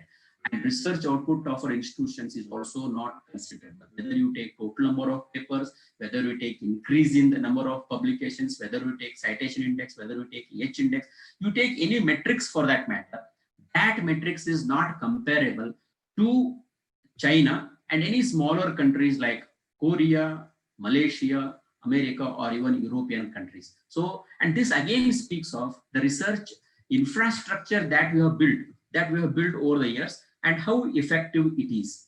So obviously, research output reflects the kind of technological development that is taking place, technological dissemination that is taking place, and when it is low, obviously, our technical progress would be lower. And I've already said the enrollment is predominantly in arts and humanities, that is in non-STEM stream, and STEM stream is very negligible research.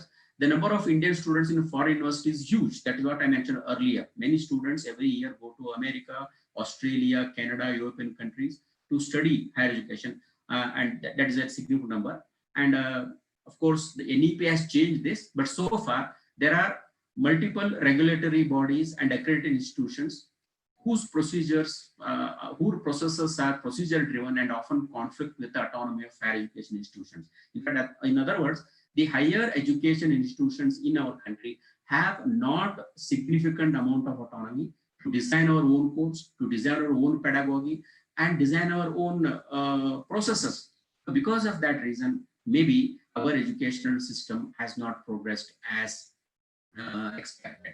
And if you look at NAC accreditation, majority institutions are accredited at lower than 3 CGPA, which is grade lesser than A. So that speaks of the overall quality of the higher education system in our country. Now, I already talked about the employability. Now, this gives some additional information. So there is a skill mismatch. What is being produced by us is not what is demanded in the market. There is a skill deficit or skill gap where a worker's skill does not match with the requirements of the job. So our graduate who goes to the market, his skills are totally deficient to what is required on the floor of the business. Secondly, there is skill underutilization, which is also called as overskilling or over education, which arises when a highly educated person goes in for a low education required job. And you may have read in many instances where graduates, postgraduates, even doctorate holders applying for job of a class 4th employee. And for 4 posts, you find lakhs together applications. So this itself indicates how these skill underutilization happens in our country. Highly educated person doing under a job which requires lesser and lesser skills.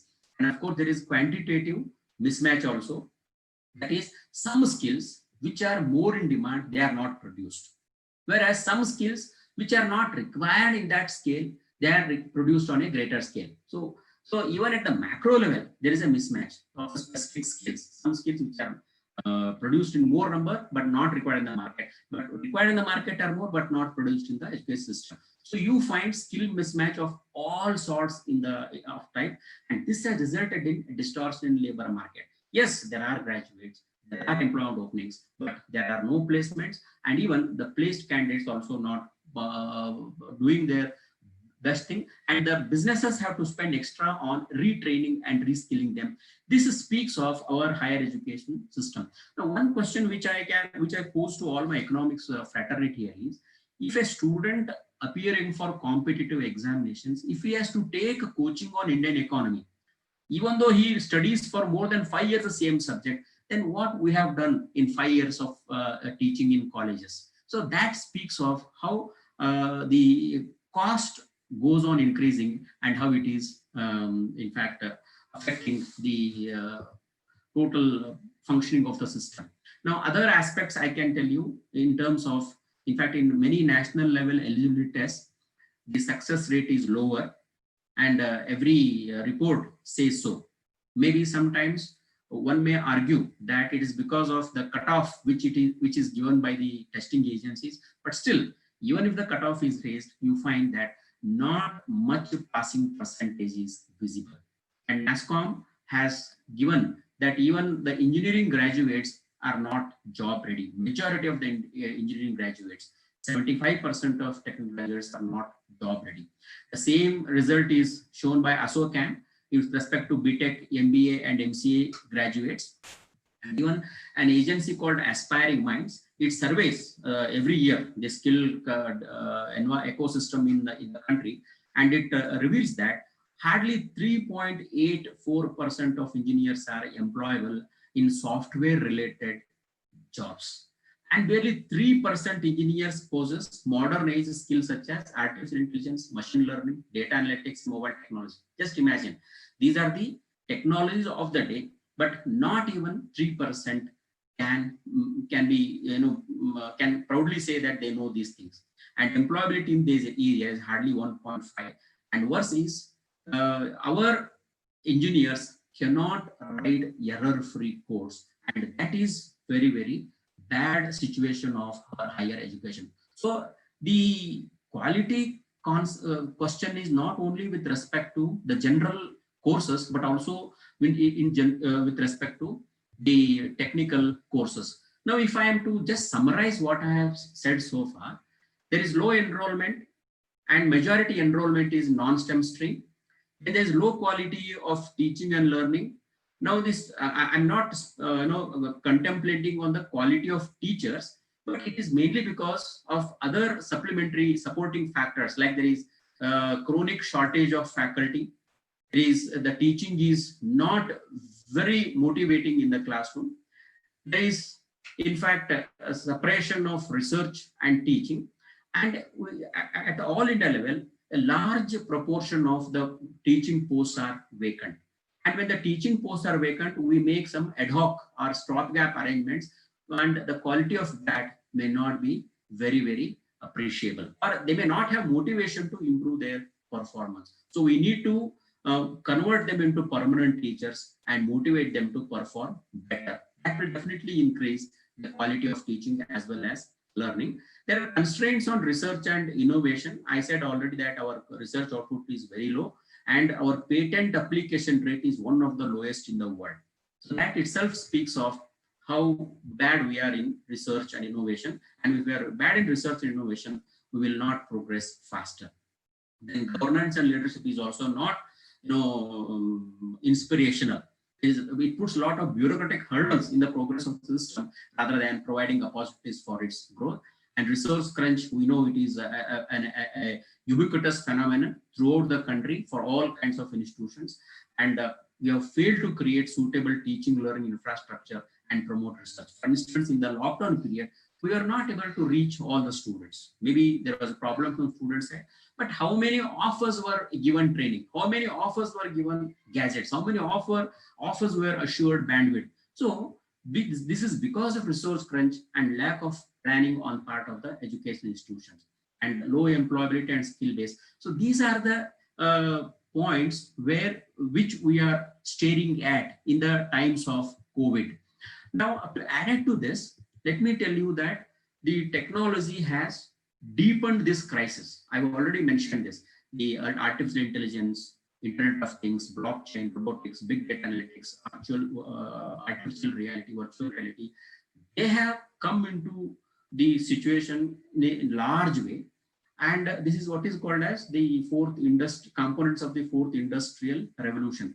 And these have transformed the teaching learning ambience, and many earlier models are going to be obsolete, and the role of stakeholders will be drastically changed, especially ours and the management role are going to be changed, and physical structure will become less important, and more emphasis will be on the distance mode, on the remote mode, on creation of e-content, effective sharing with the learners, keeping them engaged, resolving their problems, mentoring in true sense of the terms. So teachers would become merely counselors and coaches, and teachers to a lesser extent. This is mainly because of the technology that is entering into. Of course, in many private universities and foreign universities, this has already come into being, and we are late in adopting this technology.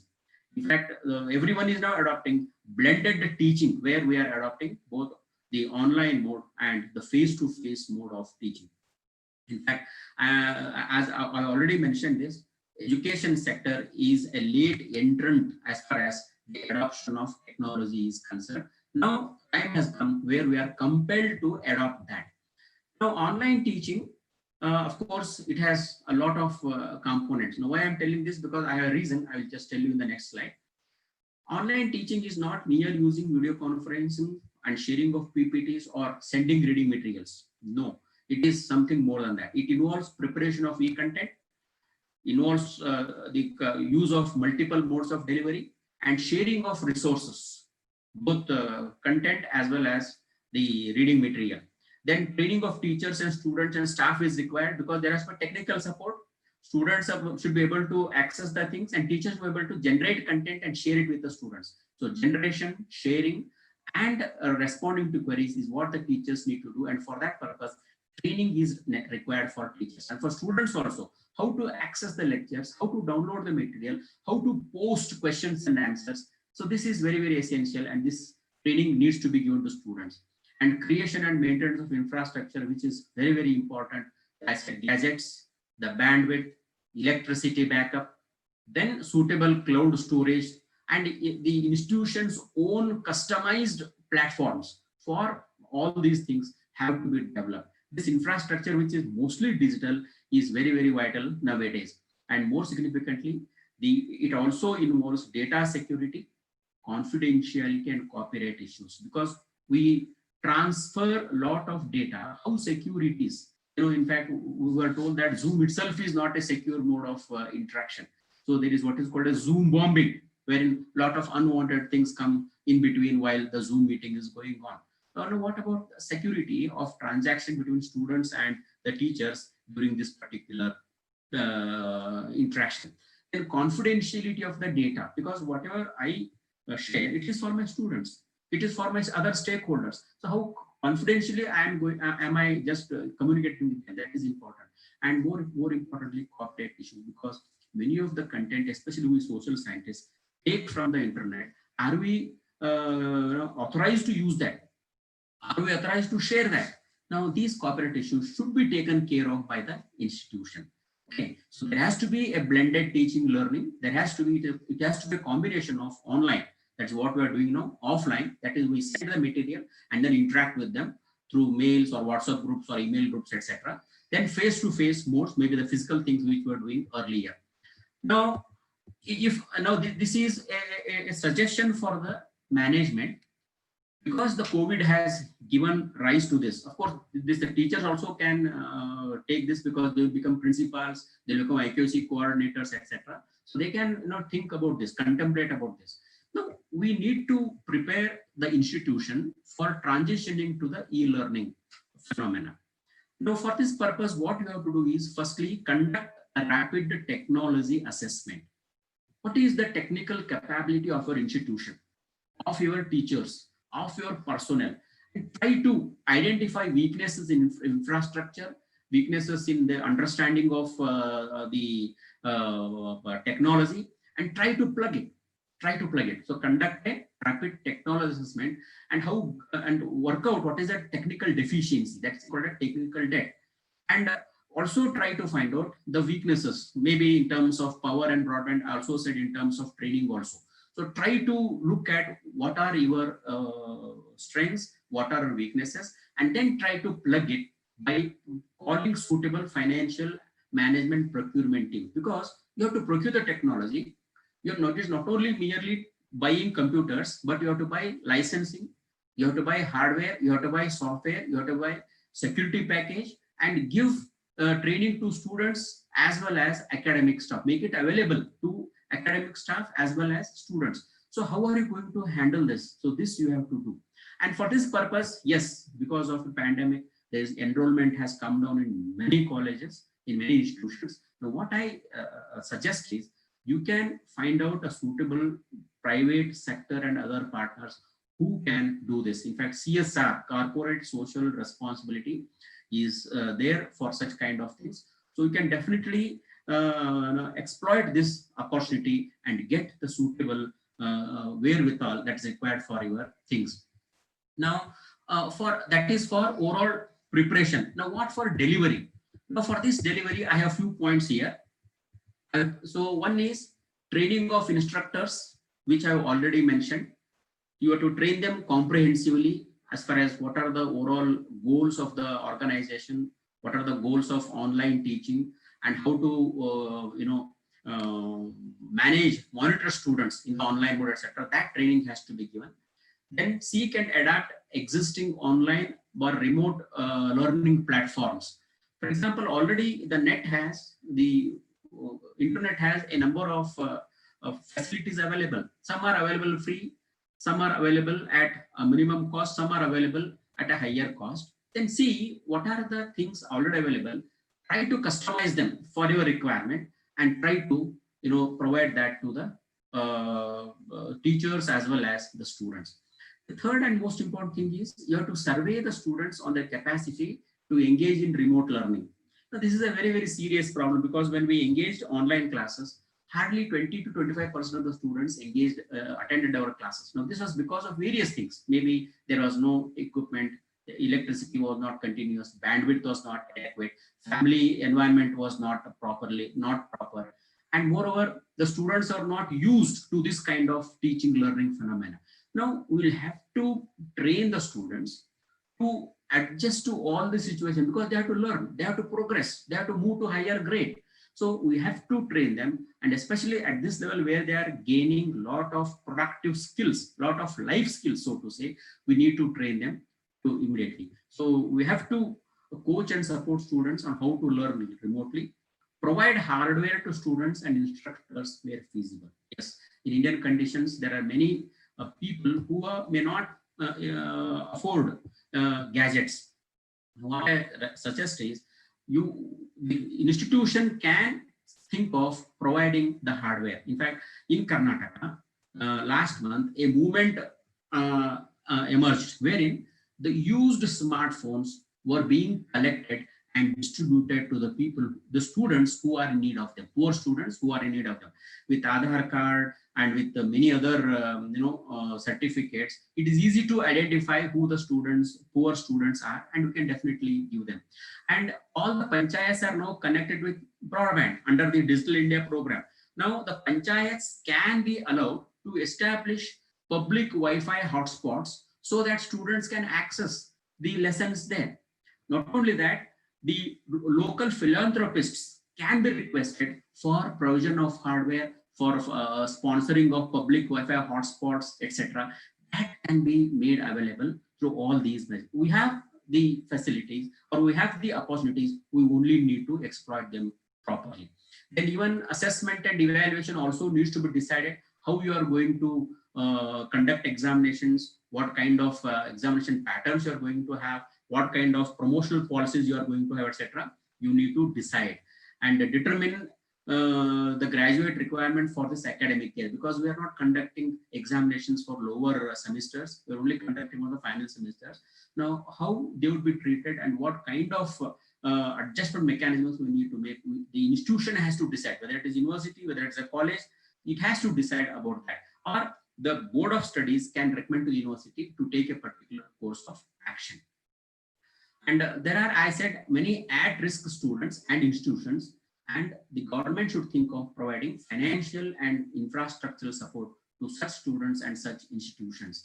So that is how we can make the online learning reachable to the students and reachable to the institutions, and we can overcome the problem that has been emerged due to COVID. So it is about creating infrastructure, training teachers, training students, and attending to people with specific needs, especially the at-risk students. That will help us.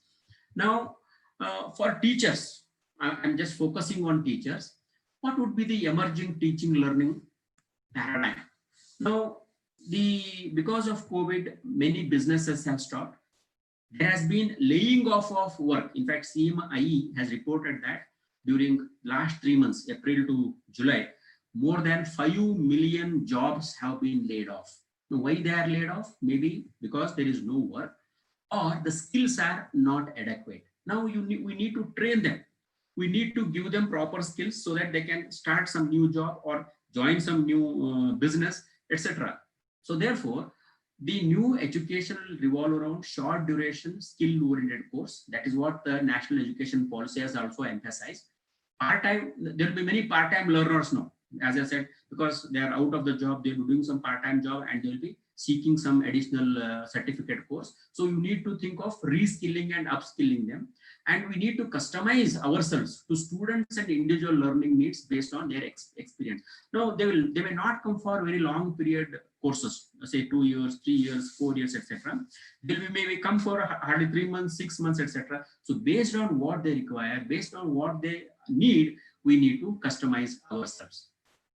Then another thing is we need to design such courses, short-term courses, and also the way of delivery we need to design.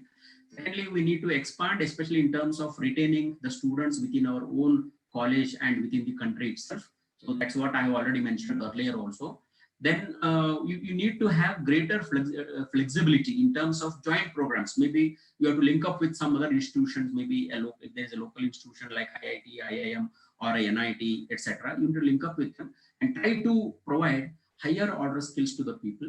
And if necessary, you integrate MOOC into your teaching program. So that will help you to teach students how to use MOOCs, how to use online platform, and you will be giving them standardized material. You know, under MOOC, we have what is called as standardized material prepared by national level agencies. So that will be beneficial to the students, and that will help them to learn how to go online in their teaching also.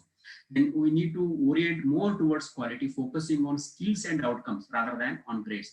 What skills students will gain, how improved will be there in their human capital, we need to look into, not only grades.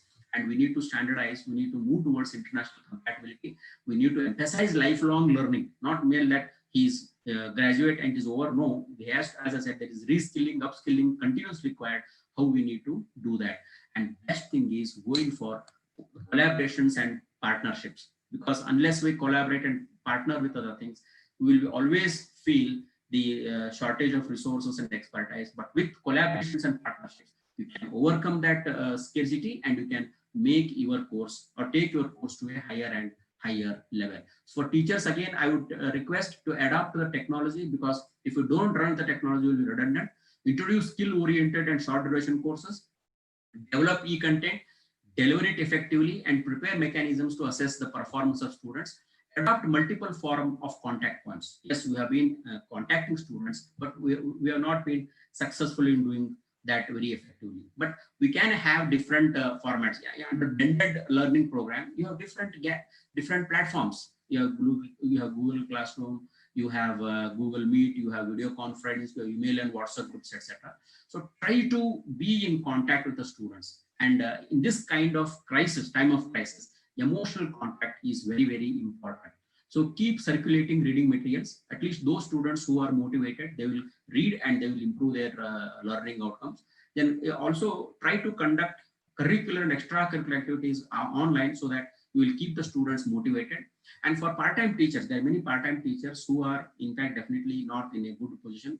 And especially in Karnataka, they have suffered a lot during this period of the pandemic. But what I would say is, please don't panic. There's an opportunity to sharpen your language, subject, and technology skills. Now, will be the only online modes and using the technology, and more so in English, or even it is your mother tongue, also try to develop that language skills. So develop your language skills, sharpen your subject skills, and improve your technological skills. And there will be huge demand for e-content developers. So e-content, there will be demand for e-content developers, delivery persons, and mentors. So please use this as an opportunity to hone your skills and expand yourself. And the online coaching you can start, which requires very low investment. Few of you can start online, come together and start, which requires very low investment, and definitely you can do that.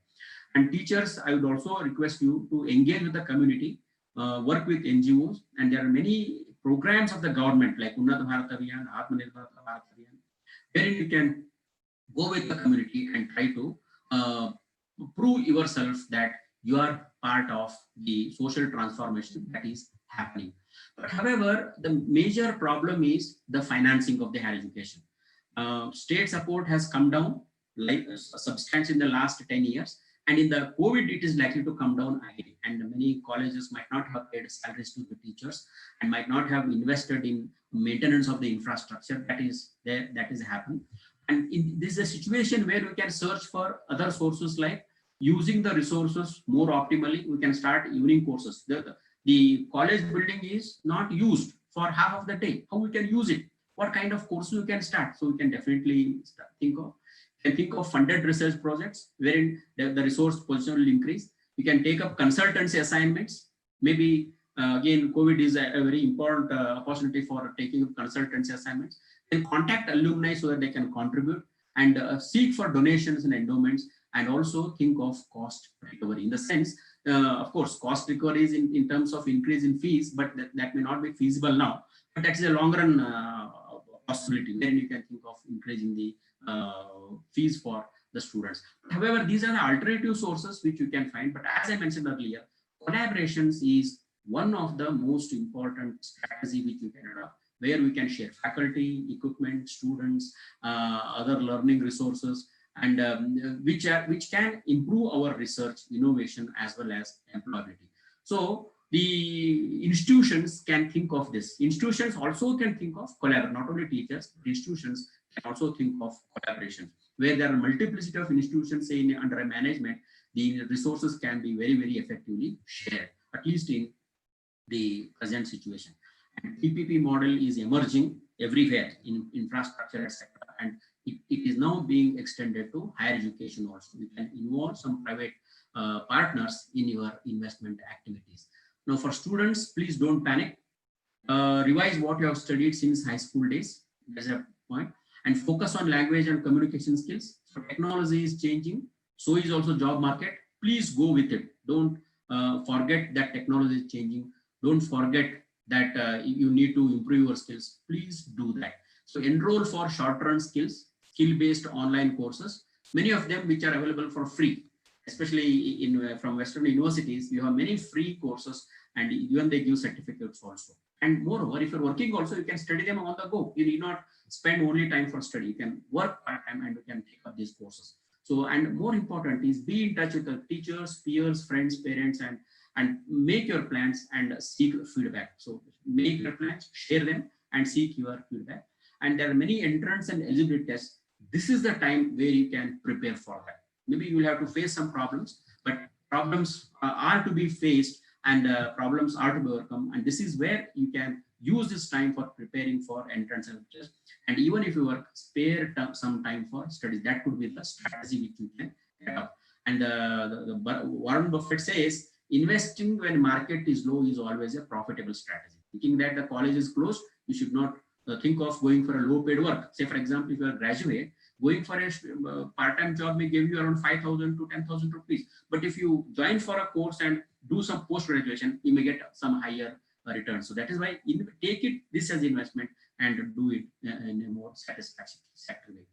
And coming to the last point, that is the national educational policy.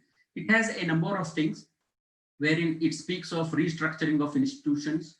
It speaks of multidisciplinary education. Whatever I told so far, in fact, curricula, now we have separate streams of institutions, but now everything will be taught in a particular stream. As teachers, we need to, trigger ourselves for becoming able to teach all those things. In fact, with a lot of flexibility, and I told you that the short-term courses are going to increase, and that flexibility will be built into the educational system. And as teachers, as board of studies members, we need to take care or take hold of that particular opportunities. And there are other things, but what is our, in fact, what matters to us is the research. Research is a long-term phenomenon, but now you will have a lot of competition from foreign universities. Please be careful. We will have a lot of competition from foreign universities, and we need to develop ourselves. We need to become strong to withstand the competition from the foreign universities. And vocationalization of education is another goal of the new national education policy. So, and let me again tell you, if you start vocational programs, there is a lot of opportunity for your college, for institution to go. And last but not the least, the policy also focuses on digital education, digitalization of education. And this is also an opportunity where we can adopt and improve our teaching learning paradigm. So what I would say, there are many things under national education policy, but the competition that it is going to get, the flexibility that it is going to offer, and the technical orientation that it will be going to make are the opportunities where we can strengthen ourselves and prove that we can also survive and we can also grow. Now, last but not the least, every crisis has an opportunity. In fact, the Chinese spelling of crisis also has an opportunity in that embedded. In 1665, Cambridge University was closed for the Black Plague, and Sir Isaac Newton was compelled to go to his home. And there he developed that theory of gravitation, because it was there he saw the apple falling to the ground. And incidentally, Cambridge is closed now after more than 300 years. It has closed in 2020 also for the second time in history. That's what I want to say here is, it is an opportunity for all of us to think about the direction of the higher education. But the higher education has so many challenges, but we need to prepare well, taking into account the COVID crisis, the NEP provisions. We need to prepare ourselves and face the challenges. So I would say that this is a situation where we have to introspect ourselves, maybe as management, as principals, as teachers, as coaches, as mentors. We need to introspect ourselves and see how we can improve the teaching learning environment. What kind of courses, what kind of curriculum, what kind of pedagogy, what kind of skills need to be imparted to students, so that students get what they require, what they expect, and they become productive citizens of the country. Of course, because India is still a developing country, if we are to move ahead, we have to do a lot of brainstorming, lot of thinking, and lot of customization. And I thank the organizers for the opportunity given to me, and also thank all of you for your patient listening. I'm open for questions, feedback, and comments. And I urge that all of you follow the protocols, social distancing, masking, and using of the sanitization. So thank you very much. Over to you, Samina. Thank you so much, sir. This was most informative and helpful webinar that I have attended. The speaker, you were superb, sir. Like, it is helpful for us in our day-to-day life also, and in our the coming exam, that is net exam also, that is national eligibility. It is like helpful for teaching, that is current affairs. It is helpful for higher education. Like, in every part you have like broadcasted your things. It was very well structured and informative seminar, webinar. Thank you so much, sir.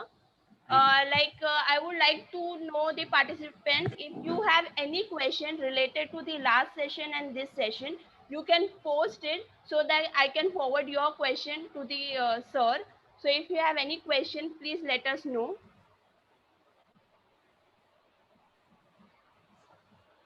Check.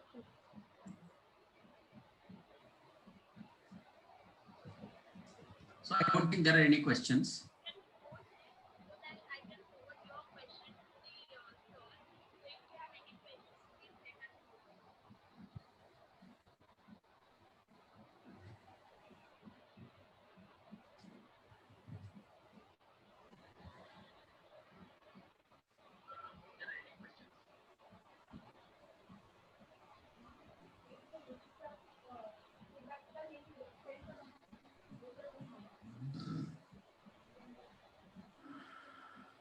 Yeah, guys, if you have any query, any question, you can post it in a chat box. We will forward your query to our expert, which is there in the panel, to both the expert.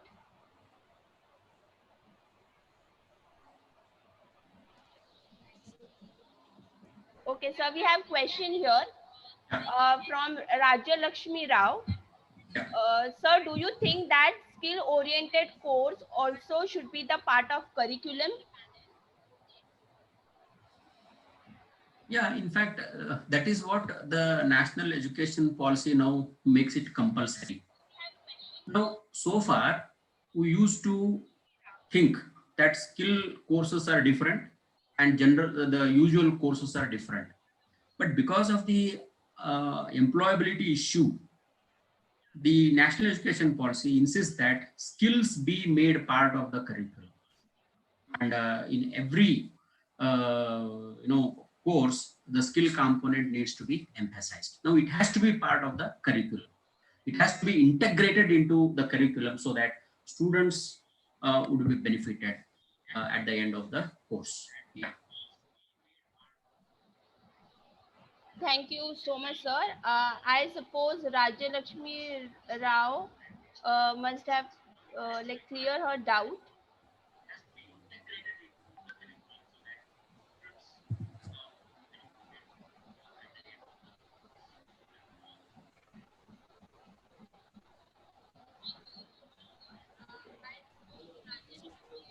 Yeah, participant, I have sent it the link in the QA box. That is feedback link. If others people don't have any query, they can fill out the feedback form. Filling the feedback form is very important, because as per that only you are going to get your e-certificate, and your e-certificate is going to be sent at your email ID or in the WhatsApp group. Samira, can I sign off? No, sir, you have one more query here. Okay. What measure can be taken to control corruption in educational sector? Okay. In fact, even God cannot answer this question. Yeah, because personally, corruption is a question of ethics. And if I all become ethical, it can be controlled. But no amount of laws, no amount of legislations, no amount of surveillance can control corruption. It is only we as human beings, as teachers, or as highly educated persons, if we either refuse to pay or accept bribes, then only corruption would be reduced. Of course, corruption is not only taking money; it is also helping my own persons, or using my influence, etc. But we should try to avoid it consciously. Only then it can be reduced. Otherwise, it is very difficult. And one thing is, of course, there are laws, and a severe punishment should be made, that too immediately, very quickly, to the person who has done that, if it is proved. In fact, in our country, the legal procedure takes a long time. Now that needs to be reduced to a very short time, and immediately the person has to punish. That will dissuade the persons to be less corrupt. Yes, Meera. Yeah, sir, we have one more query here. The query is from Harshini Zode. She is asking you, who provide internship, school or our educational college? Okay. Yeah, this is in fact very nice question, because internship is one which ensures that the skills the students learned in the institutions, they are sharpened at the workplace, though in an elementary level. Now, earlier internship, and before that, I would like to tell you, internship has to be again embedded into your curriculum. You need to have tie-ups, you need to have collaborations, and you need to develop that internship within your curriculum itself. And internships now would be little difficult unless the whole economy opens up, unless the companies are willing to take your students as interns. It is difficult. But anyway, there are certain ways. Maybe in Western countries, I attended a webinar last week wherein they were talking about e-internship, online internship. But anyway, how effective that would be is one thing to be studied. But we have to search for alternative mechanisms for finding out internship. But as I was mentioning, if you have collaborations, if you have partnerships, definitely you can going for internships even now also. So now is the time to strengthen your partnerships, to strengthen your collaborations for overall development, not only internship. Yes, Samir.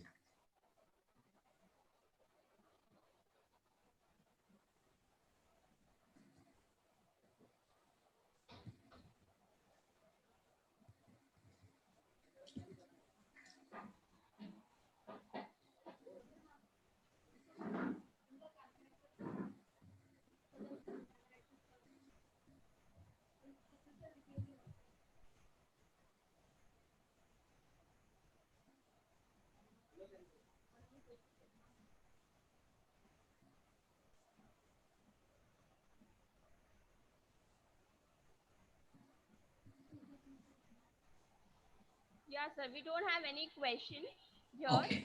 Okay. I'm going to send the link soon. I think some participants are having problem for sending the link or to find the Okay. link. Okay. I will cross check Yeah. for the link. We don't have any more questions here. Yes. Yes. Yes. Uh, Yes. so I would now like to welcome our vice principal, uh, the IQAC coordinator, to have a vote of thanks here. Good afternoon, everyone. Today we are conducting Dr. Nalanda Education Foundation Sanchalit Dr. Babasaheb Ambedkar College of Arts, Science, Commerce, and also IQAC cell organized national level webinar impact of COVID-19 on Indian economy has been successfully today. First of all, I would like to say thanks to Honorable Chief Guest Mr. Chandran Andore for chairman of our institution for giving valuable timing for this program. I lot of thanks to again. The next guest of honor, Dr. Avinash Sentry sir. Thanks to giving for valuable timing and also share with us for pandemic situation. I lot of thanks to Dr. Avinash Sentry sir. And also I grateful thanks to resource person Dr. Neeraj Atekar for giving golden moment for clearly explain about the COVID-19 and with the help to us chart crop COVID-19 for recovery rate, death rate, and overall case, and also about the economic situation of COVID-19 with the help to us. Very, very thanks to again Dr. Neeraj Atekar. And also I heartful thanks to Dr. Chitappa Palpoti giving valuable timing and also explain impact of higher education and also clearly explain present status of enrollment students and also higher education, online teaching learning, and also finance to higher education, and also clearly explain with help to National Education Policy 2020, and also teachers online methods and how to prepare the examination and also declared result. Everything's very well known about with the help to our teachers. Once again, a lot of thanks to Dr. Sitappa Kavalpoti. Thank you, sir. Thank you. And Thank you. also, I would like to say thanks to special invitee Ganesh Andure, our treasurer of institution, for giving valuable timing. Thanks a lot of you. And also, I would like to say thanks to our principal, Professor Nitin Kadam, for given timing and valuable for pandemic situation. Thank you, sir. And also I thanks to Mrs. Sonal ma'am to they give the opportunity of this program. Once again, a lot of thanks, and also a special thanks to Shankar sir for giving valuable timing. And also I would like to say thanks to special thanks to organized committee, Vinod Gade sir, Professor Samira madam, and Vidya ma'am, and Parthi ma'am, giving full timing and preparation for this program successfully done. Once again, I lot of thanks to all. And also, finally, I thanks to all my colleagues and students and participants give the cooperate of this program successfully. I once again lot of thanks to all. So thank you so much.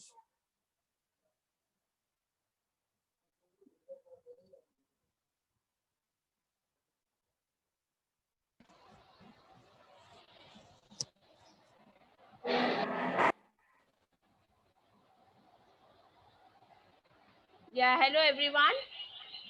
I hope that you all have enjoyed this session.